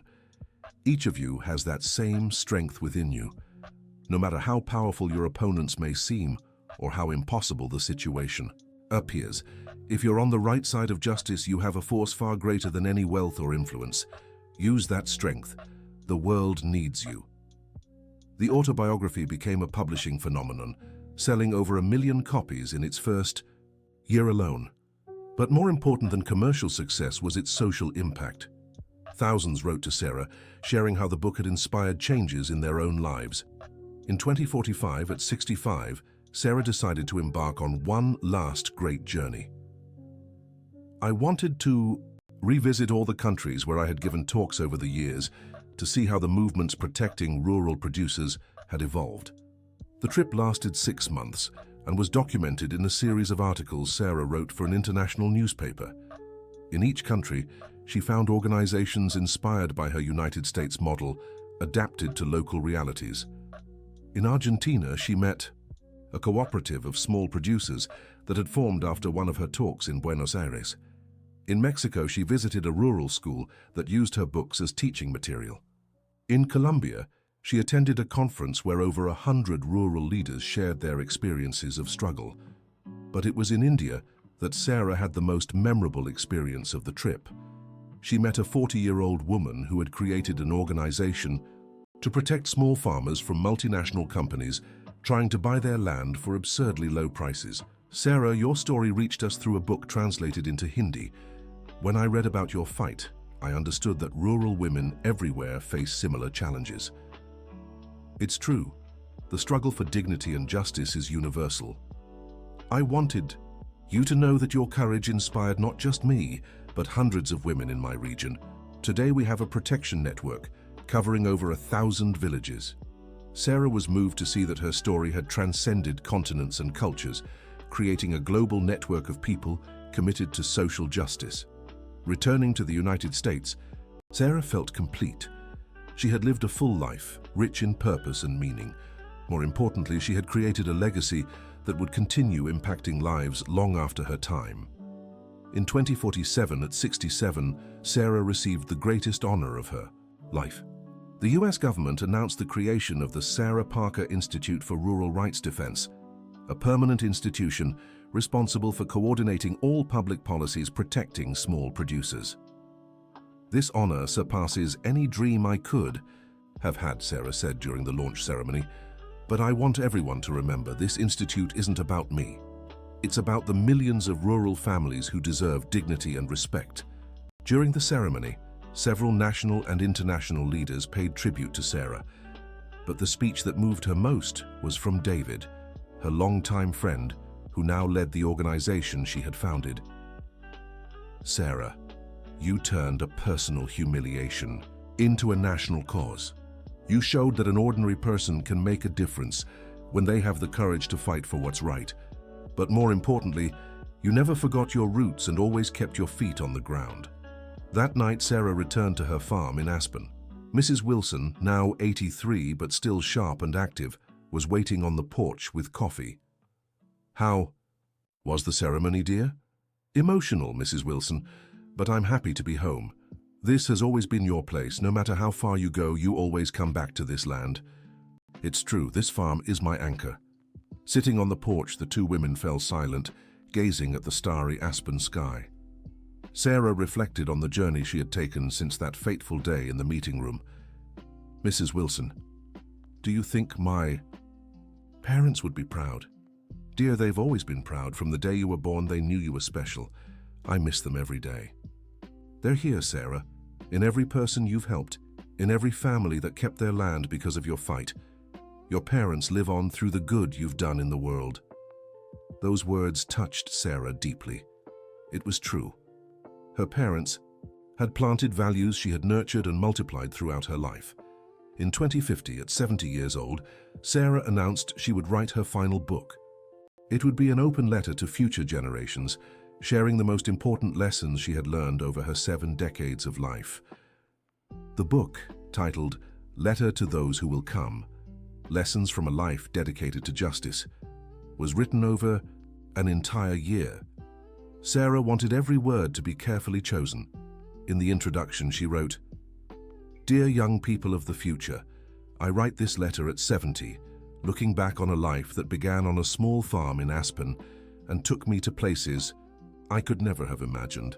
If there's one thing I want you to know, it's that each of you has the power to change the world, no matter how humble your beginnings. My story started with a humiliation that could have destroyed me, but I chose to turn it into fuel to fight for justice. That choice didn't just change my life, it changed the lives of thousands of others. You will face your own humiliations, your own moments of despair. When that happens, remember, you have a choice. You can let it defeat you, or you can use that pain as motivation to create something positive in the world. Choose the second option. The world needs your courage." The book instantly became a classic, adopted as required reading in schools across the country. Sarah was especially happy when she learned that rural youth were drawing inspiration from it to continue their education and fight for their rights. At 72, Sarah made her final decision about her legacy. She donated her entire personal fortune to the institute bearing her name, keeping only enough to live comfortably on her farm. "Money only has value when it's used to do good," she said during the donation announcement. "I'd rather see these resources help other families while I'm still alive." The $20 million donation allowed the institute to expand significantly, creating support centers in every state in the United States. By 2055, at 75, Sarah was at peace on her farm, tending to her garden and reading. She welcomed visitors from around the world who came to meet the woman who had become a living legend in the fight for social justice. One of the most memorable visits was from a delegation of young Africans who were starting similar organizations in their countries. "Sarah, you've shown that an ordinary person can create extraordinary change," the delegation leader said. "That gives us hope for our own countries." "Don't look for hope in me," Sarah replied. "Hope is in you, in your determination to make a difference." That year, Sarah received a letter that moved her deeply. It was from Rebecca, the young prosecutor who had called her years earlier. "Dear Sarah, 15 years have passed since our first conversation. I wanted you to know I've established a specialized department for crimes against rural producers at the Colorado Attorney General's office. We've prosecuted over 100 companies using practices like Richard's. My grandmother, whom you helped save, passed away last year at 95. Until the end, she told her story to anyone who would listen. She said, 'You didn't just save our land, you saved our dignity. Now it's my turn to keep telling your story. My children will grow up knowing they must fight for what's right, no matter how hard it seems. Thank you for showing the way. Your legacy is in good hands. With eternal admiration, Rebecca.'" Sarah cried as she read the letter. It was proof that her fight had taken deep roots, roots that would keep growing for generations. At 78 in 2058, Sarah was sitting on her favorite porch when she received a call that made her smile. It was about a young journalist who wanted to write an article about the long-term impact of her story. "Sarah, I'd like to know, if you could go back in time to that day in the meeting room with Richard, would you do anything differently?" Sarah thought for a moment before answering. "You know, for a long time I thought I would have liked to be more prepared, more eloquent, more confident. But now I understand that my vulnerability in that moment was a fundamental part of the story. If I had been a powerful and influential person, my struggle wouldn't have inspired so many ordinary people to believe they could also make a difference." "So you wouldn't change anything?" "Maybe I'd hug my parents before they left and tell them how much I loved them. But about the fight, I wouldn't change a thing. Every tear, every sleepless night, every moment of despair was part of a journey that was worth it." The conversation with the journalist made Sarah reflect on her entire journey. At 78, she was at peace with herself and the choices she had made. At the end of 2058, Sarah received the most special visit of her life. David, now 70, brought with him a delegation of 50 young people from across the United States who worked in organizations inspired by Sarah's story. "Sarah, these young people represent the third generation inspired by your story," said David. "They wanted to meet you in person." Sarah spoke with each of the young people, listening to their stories and projects. She was impressed by the diversity of initiatives, from apps helping rural producers identify abusive contracts to cooperatives uniting small farmers to negotiate better prices. "You've exceeded all my expectations," Sarah told the group. "You took the simple story of a stubborn farmer and turned it into a quiet revolution that's changing the United States." One of the young people, just 22, said something that deeply moved Sarah. "Sarah, you taught us that we don't need to wait for someone to save us. We can be the heroes of our own stories."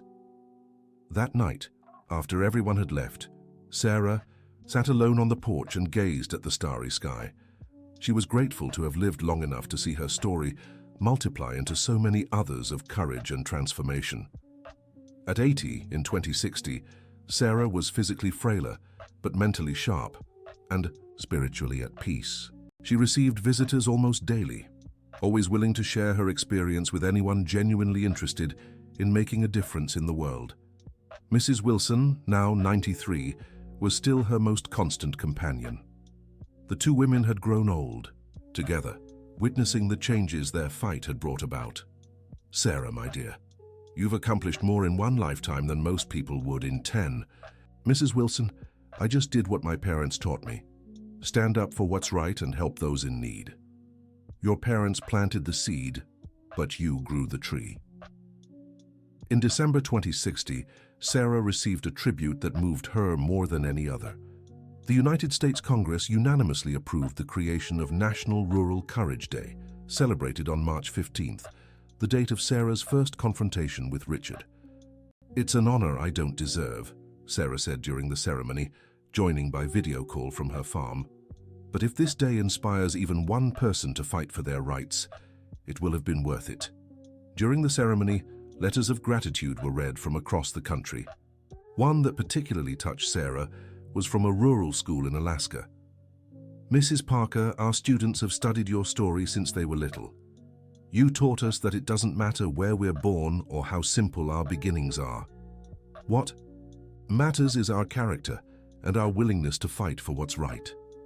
Thank you for showing that heroes can come from anywhere. At 81 years old, Sarah still received letters and emails from all over the world. Her story had been translated into more than 30 languages and adapted into various media, including films, plays, and even an opera. But what brought her the most joy were the stories of ordinary people who had found courage in her journey to face their own challenges. They weren't just rural producers, but teachers who reported irregularities in schools, employees who challenged abusive practices in companies, and young people who refused to accept injustice in their communities. In 2062, at 82 years old, Sarah decided to record a series of videos that would serve as her spiritual testament. She wanted to document her deepest reflections on life, courage, and social justice. In the final video of the series, she said, "If there's one thing I'd like my story to leave behind, it's this. Each of you has an extraordinary strength within you. That strength doesn't come from money, social status, or influence. It comes from something much deeper, the decision to live by your values, even when it's hard. I was just an ordinary farmer who nearly lost everything to debt. There was nothing special about me, except the stubbornness to refuse humiliation and the determination to protect others going through the same struggle. If I could make a difference, so can you. Don't wait for someone to come save you. Be the hero of your own life." The videos went viral on social media, inspiring a new generation of young activists worldwide. At 83, Sarah lived peacefully, on her farm, surrounded by the affection of friends and the respect of admirers from across the globe. Her health was fragile, but her spirit remained strong. One spring morning in 2063, Sarah woke with a special feeling.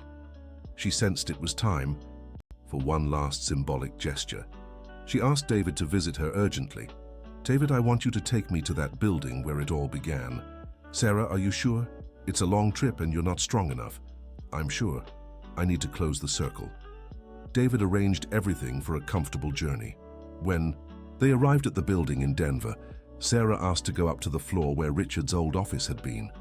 The space now housed an NGO offering free legal advice to small rural business owners.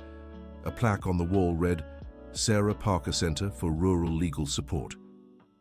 "What perfect irony," Sarah said, smiling. "The place where they tried to humiliate me is now used to empower others." The NGO's director, a young lawyer, was moved to receive her. "It's an honor to welcome you here.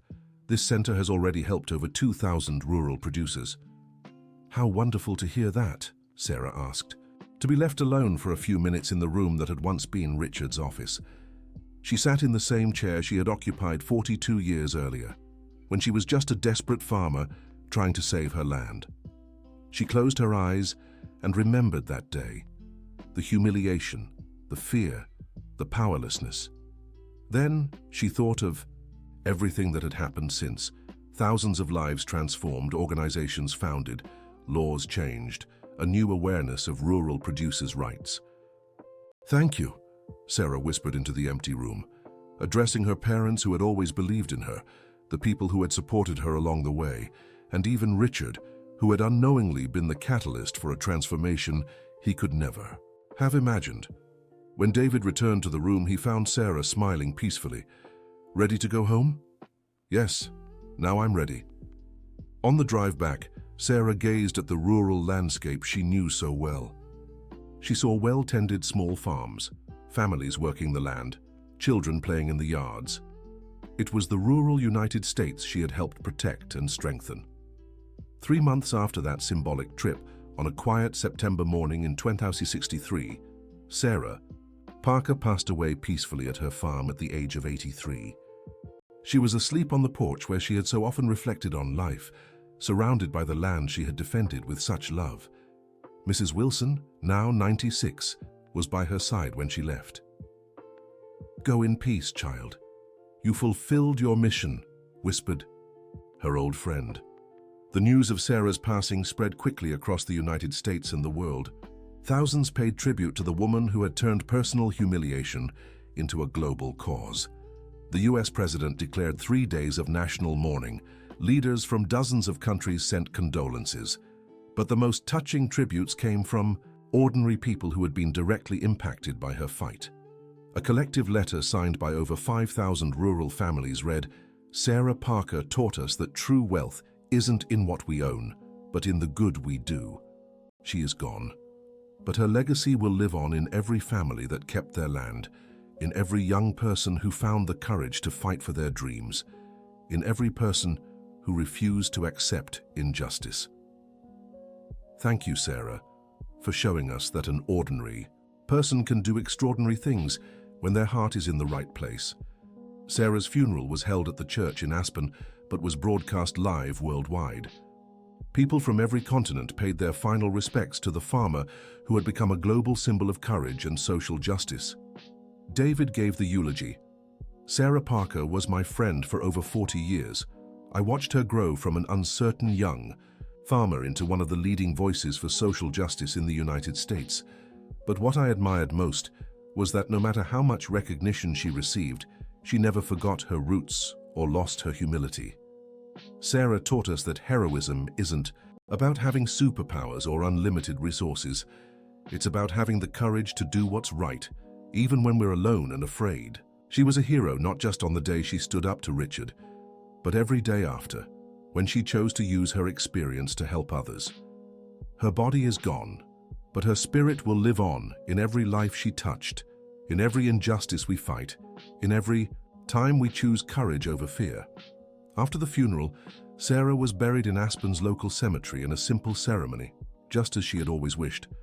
Her tombstone bore an inscription she had chosen years earlier: Sarah Parker, 1978-2063. Farmer, translator, advocate for justice, proved courage knows no social class. In the months following Sarah's passing, her legacy became even more evident. Organizations worldwide reported significant increases in volunteers eager to work on rural social justice. Universities established scholarships in her name.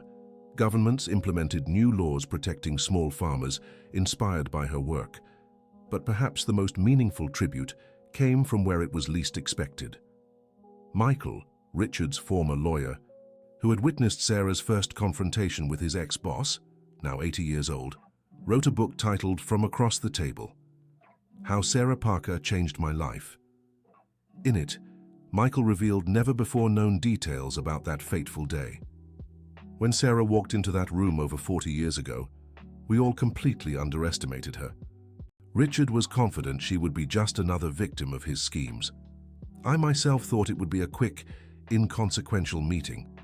But there was something about Sarah that none of us had noticed. A quiet dignity, a determination that shone through even in her vulnerability. When she began translating that contract, I saw something that changed my life forever: the power of competence paired with integrity. That day, Sarah didn't just save her land. She planted a seed of doubt in all of us who were present. I began questioning the kind of lawyer I was, the kind of person I wanted to be. It wasn't immediate, but her courage that day was the start of a transformation that lasted decades. Sarah Parker taught me that it doesn't matter which side of the table we're on. What matters is which side of justice we choose to stand on. Michael's book became a bestseller and was used in professional ethics courses at universities across the country. It was proof that Sarah's influence had transcended even her initial adversaries. 6 months after Sarah's passing, David organized a special event at the farm that had been her home.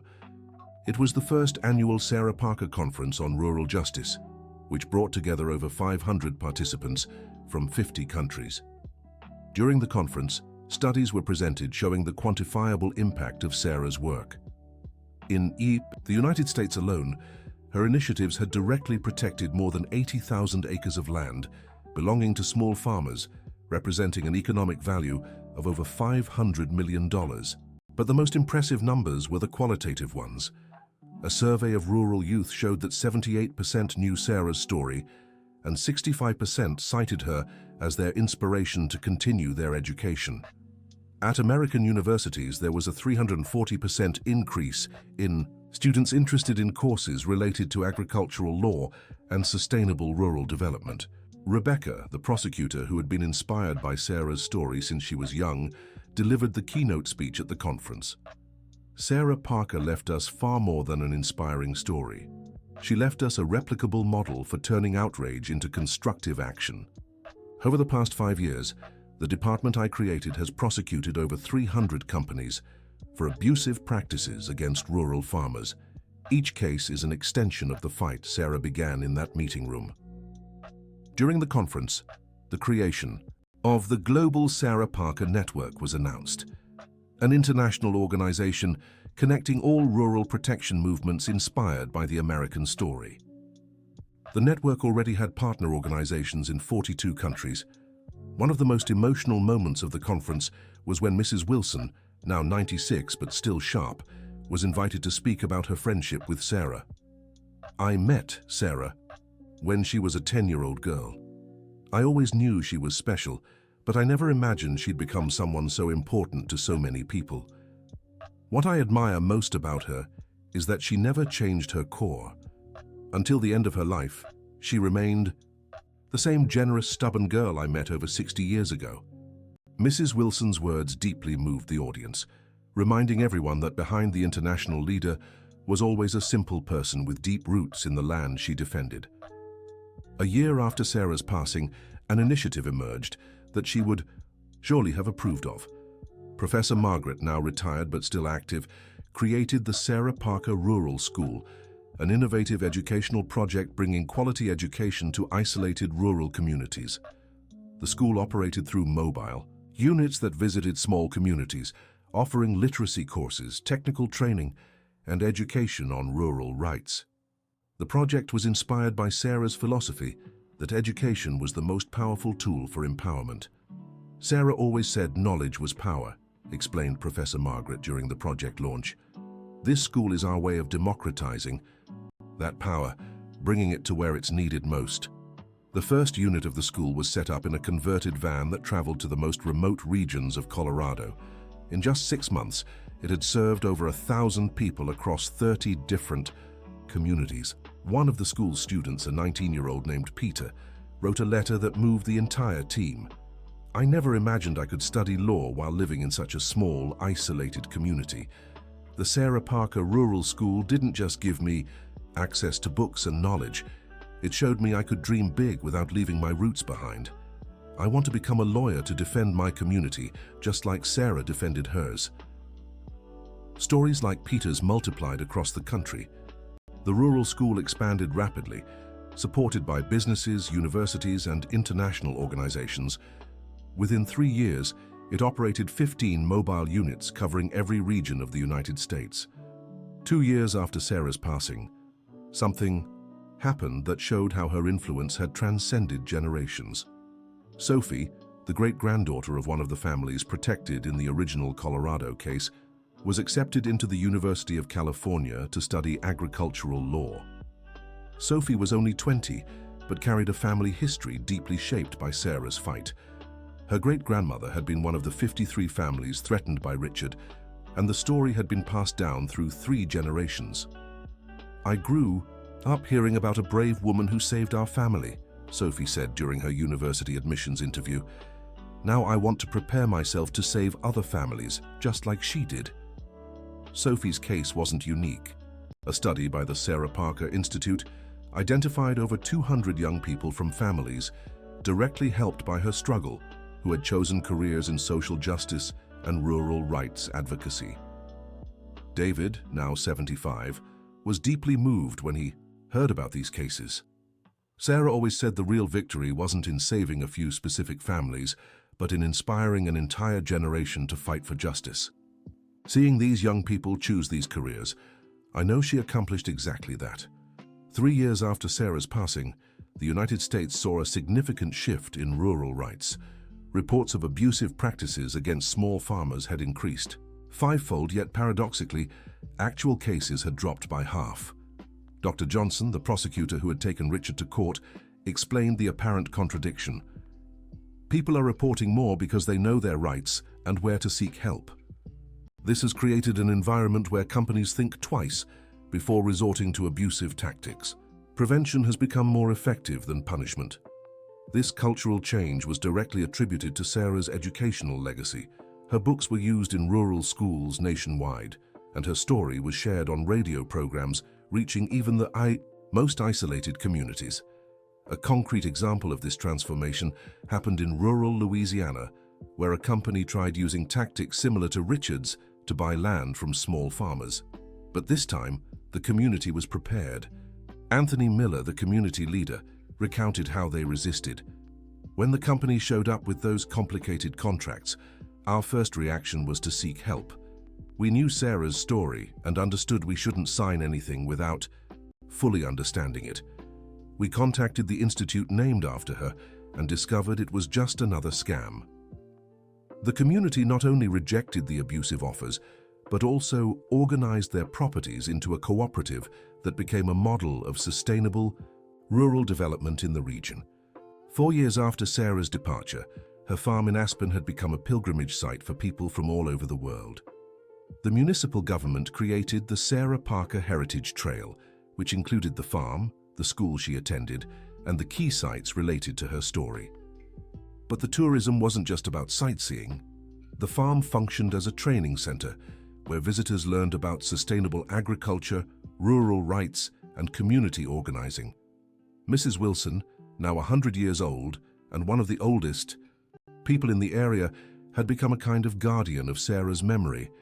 Despite her advanced age, she still welcomed visitors and shared stories about her friend. Sarah always said that heroes are ordinary people who make the right choices at the right times. Mrs. Wilson would tell visitors, she wasn't born special. She became special through the choices she made.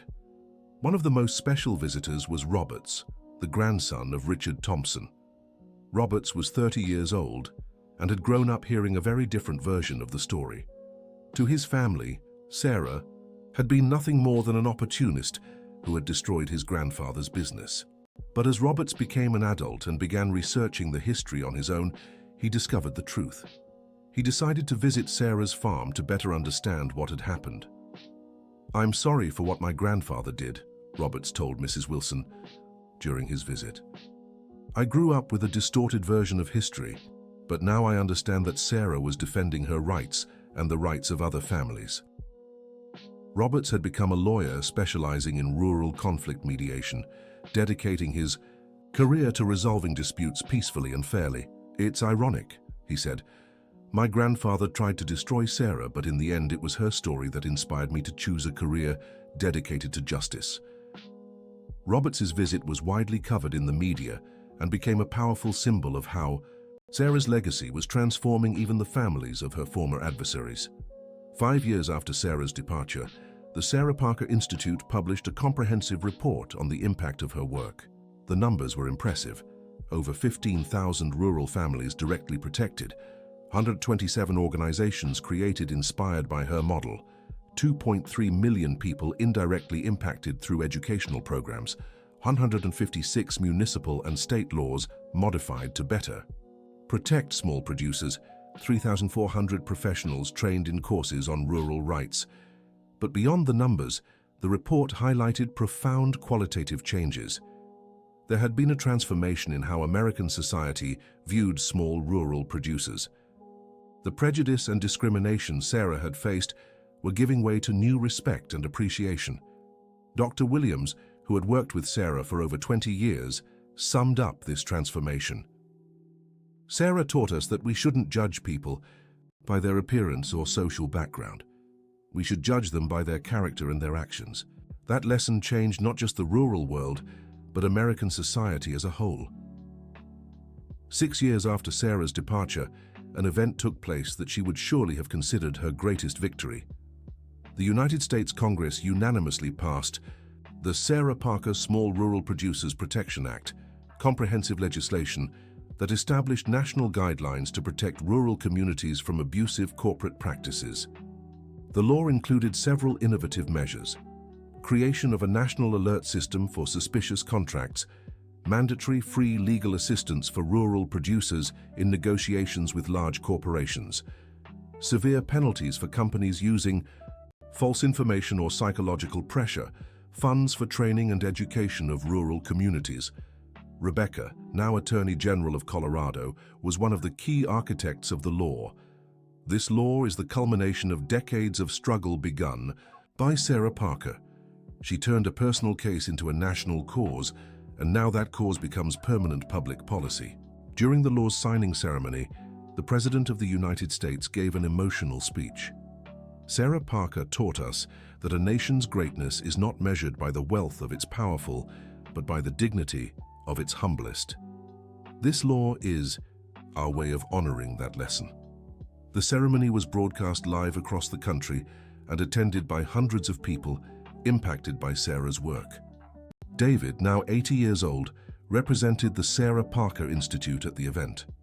Sarah always said she didn't want to be remembered as a heroine, but as an ordinary person who did the right thing, David said in his speech.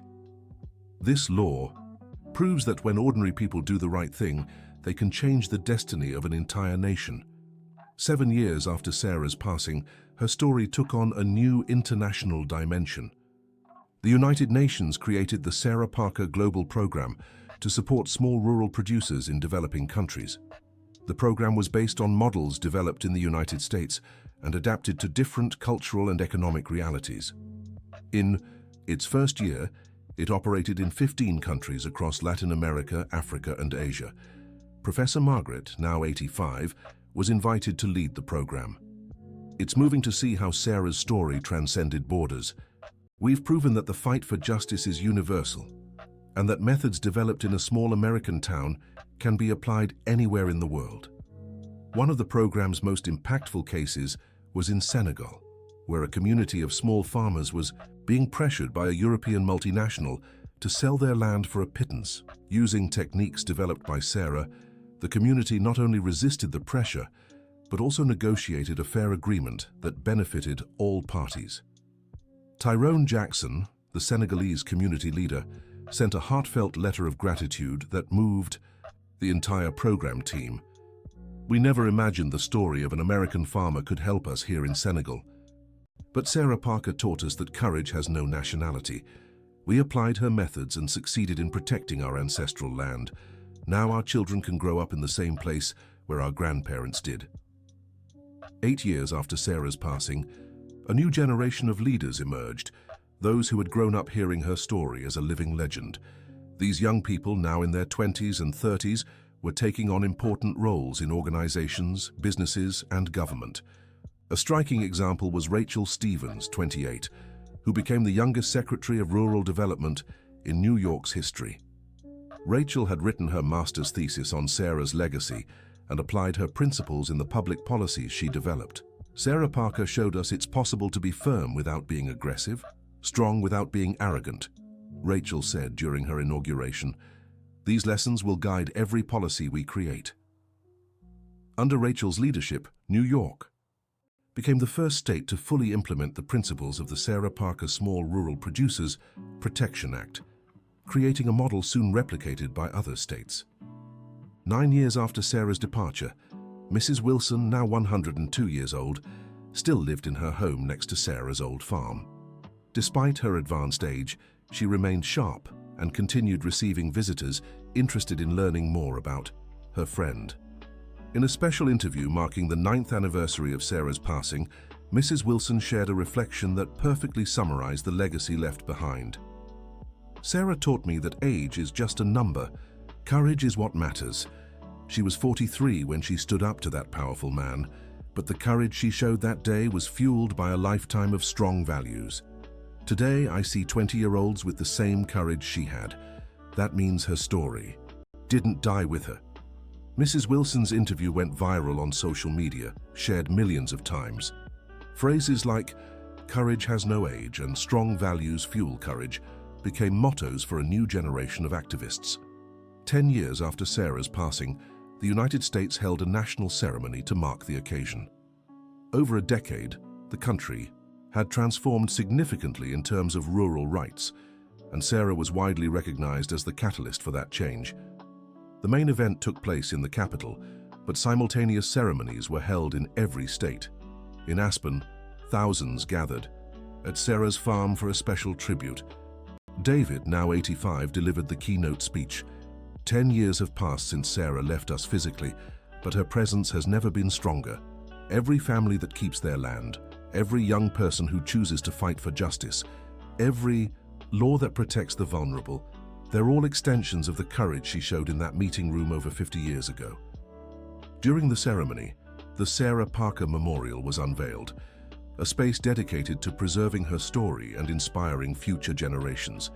The memorial included a library with all her books and an exhibition hall with personal items and historical documents. But the most moving part was the letters room, where thousands of thank you letters from people impacted by her story were displayed. The letters came from every continent and were translated into dozens of languages.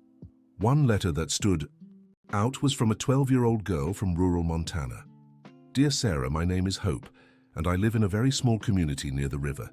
My teacher told us your story, and I wanted you to know that I want to be like you when I grow up. I don't want to be famous, just brave enough to defend my family and my community like you defended yours." Letters like this confirmed that Sarah's legacy had transcended generations and would continue inspiring young people for decades. 15 years after Sarah's passing, her story had become a permanent part of American culture.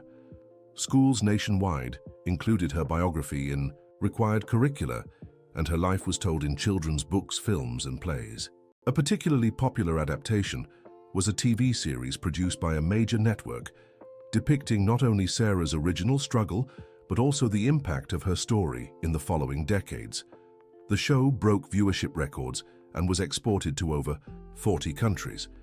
But perhaps the most touching tribute was a song written by a young country singer who had grown up in a family of small rural farmers. The song, titled "Rural Courage," became an unofficial anthem for rural movements. From the field she came to the field she returned, with books in hand and courage in her heart. She faced the powerful without fear of failing. Showed that simple. Folks can also triumph. Sarah, Sarah, your name won't be forgotten. Planted hope where there was only sorrow. Sarah, Sarah, your fight lives on in every farmer who stands unshaken. The song became the soundtrack for peaceful protests, rural graduation ceremonies, and community leader inaugurations across the country. 20 years after Sarah's passing, the United States was recognized worldwide as a benchmark for protecting the rights of small rural producers. Delegations from dozens of countries regularly visited to learn about the American model of sustainable rural development.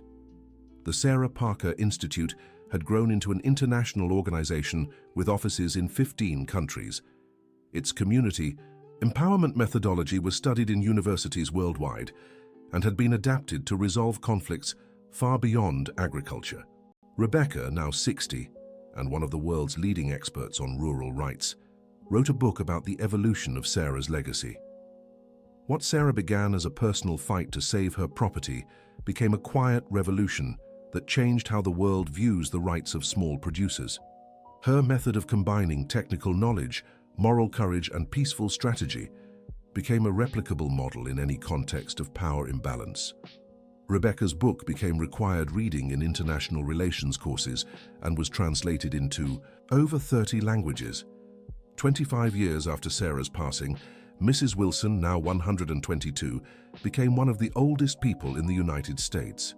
Despite her exceptional age, she remained sharp and continued as a living guardian of Sarah's memory. In a special interview marking her 122nd birthday, Mrs. Wilson reflected deeply on her friendship with Sarah. "I've lived long enough to see 3 generations inspired by Sarah. My own great-grandchildren grew up hearing the stories I tell about her. It's incredible to think that a conversation on a porch between 2 ordinary women sparked a movement that changed the world." Mrs. Wilson's interview was seen by millions and became a treasured historical document about Sarah's personal life. Around the same time, Sophie, the young woman inspired by Sarah's story to study law, was now 45 and had become the U.S. Secretary of Agriculture. In her first speech as secretary, she gave an emotional tribute. "I'm the great-granddaughter of one of the families saved by Sarah Parker. I grew up knowing I owed my education and opportunities to the courage of a woman I never met, but who always inspired me. As secretary, I promised to uphold the same values she stood for. dignity, justice and respect for small rural producers. Under Sophie's leadership, the US launched the most ambitious rural development program in its history, directly benefiting over 1 million families nationwide. 30 years after Sarah's passing, an exciting discovery moved her admirers. During renovations at her old farm, personal diaries written during the toughest years of her struggle were found. The diaries revealed Sarah's most human and vulnerable side, her doubts, fears, and moments of despair, but also the inner strength that carried her through.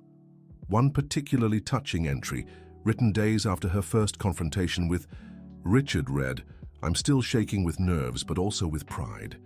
For the first time in my life, I stood up to someone who tried to humiliate me and didn't let myself be defeated. I don't know if I'll be able to save the farm, but I know I'll never be the same person again.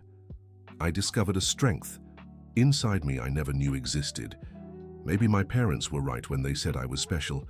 The diaries were published in a book that became a global bestseller, offering a unique perspective on the making of one of the most influential leaders of the 21st century. 40 years after Sarah's passing, the world had changed drastically, but her influence remained strong. Rural issues were now treated with the same respect as urban ones, and the sustainable development model created in the United States was widely adopted. A new generation of leaders, who had grown up with Sarah's story as part of their basic education, was taking up important positions worldwide. These leaders carried with them the values of dignity, justice, and courage that Sarah had exemplified. David, who had lived to be 105, left a will that perfectly summarized his friend's legacy. Sarah Parker proved that an ordinary person, armed only with knowledge, courage, and determination, can change the world.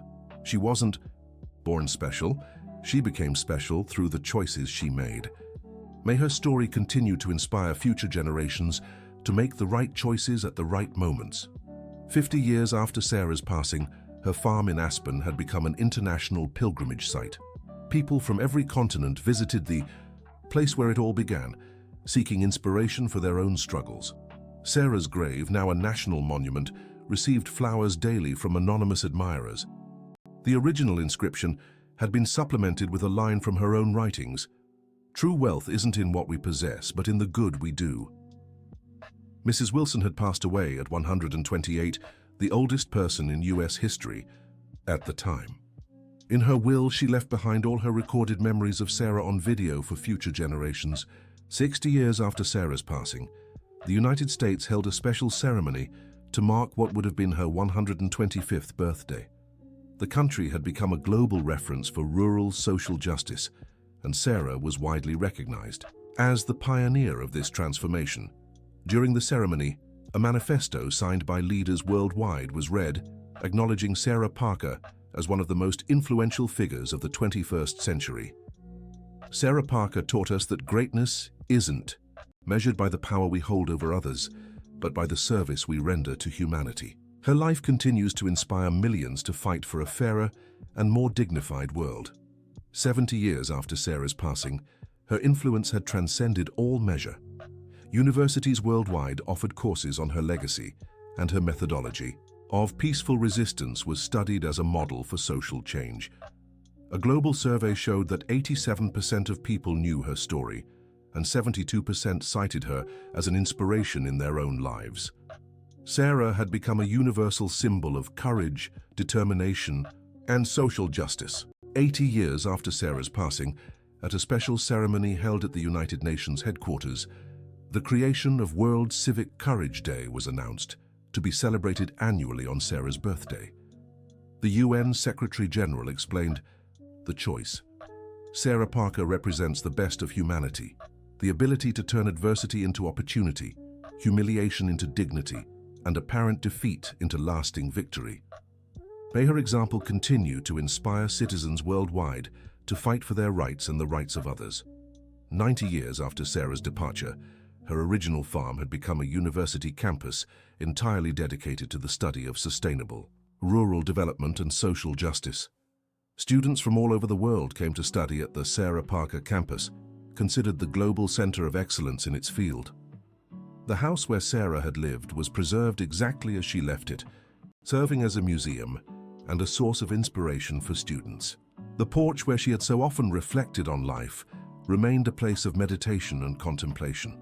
100 years after Sarah's passing, the world had changed dramatically. Rural poverty had been virtually eliminated across most of the planet, and small rural producers were respected and valued as fundamental pillars of society. Historians credited Sarah as the catalyst for this transformation. Her example had inspired millions to organize, educate themselves, and fight for their rights peacefully but determinedly. At a special ceremony marking the centennial of her passing, a statue of Sarah was unveiled at the United Nations headquarters. The statue depicted her not as a majestic, heroic figure, but as an ordinary woman, holding a book in one hand and extending the other in a gesture of solidarity. The plaque at the base of the statue simply read, "Sarah Parker, 1978-1963, proved that ordinary people can do extraordinary things." During the ceremony, the UN Secretary-General delivered a speech that perfectly summarized Sarah's legacy. 100 years ago, Sarah Parker left this world.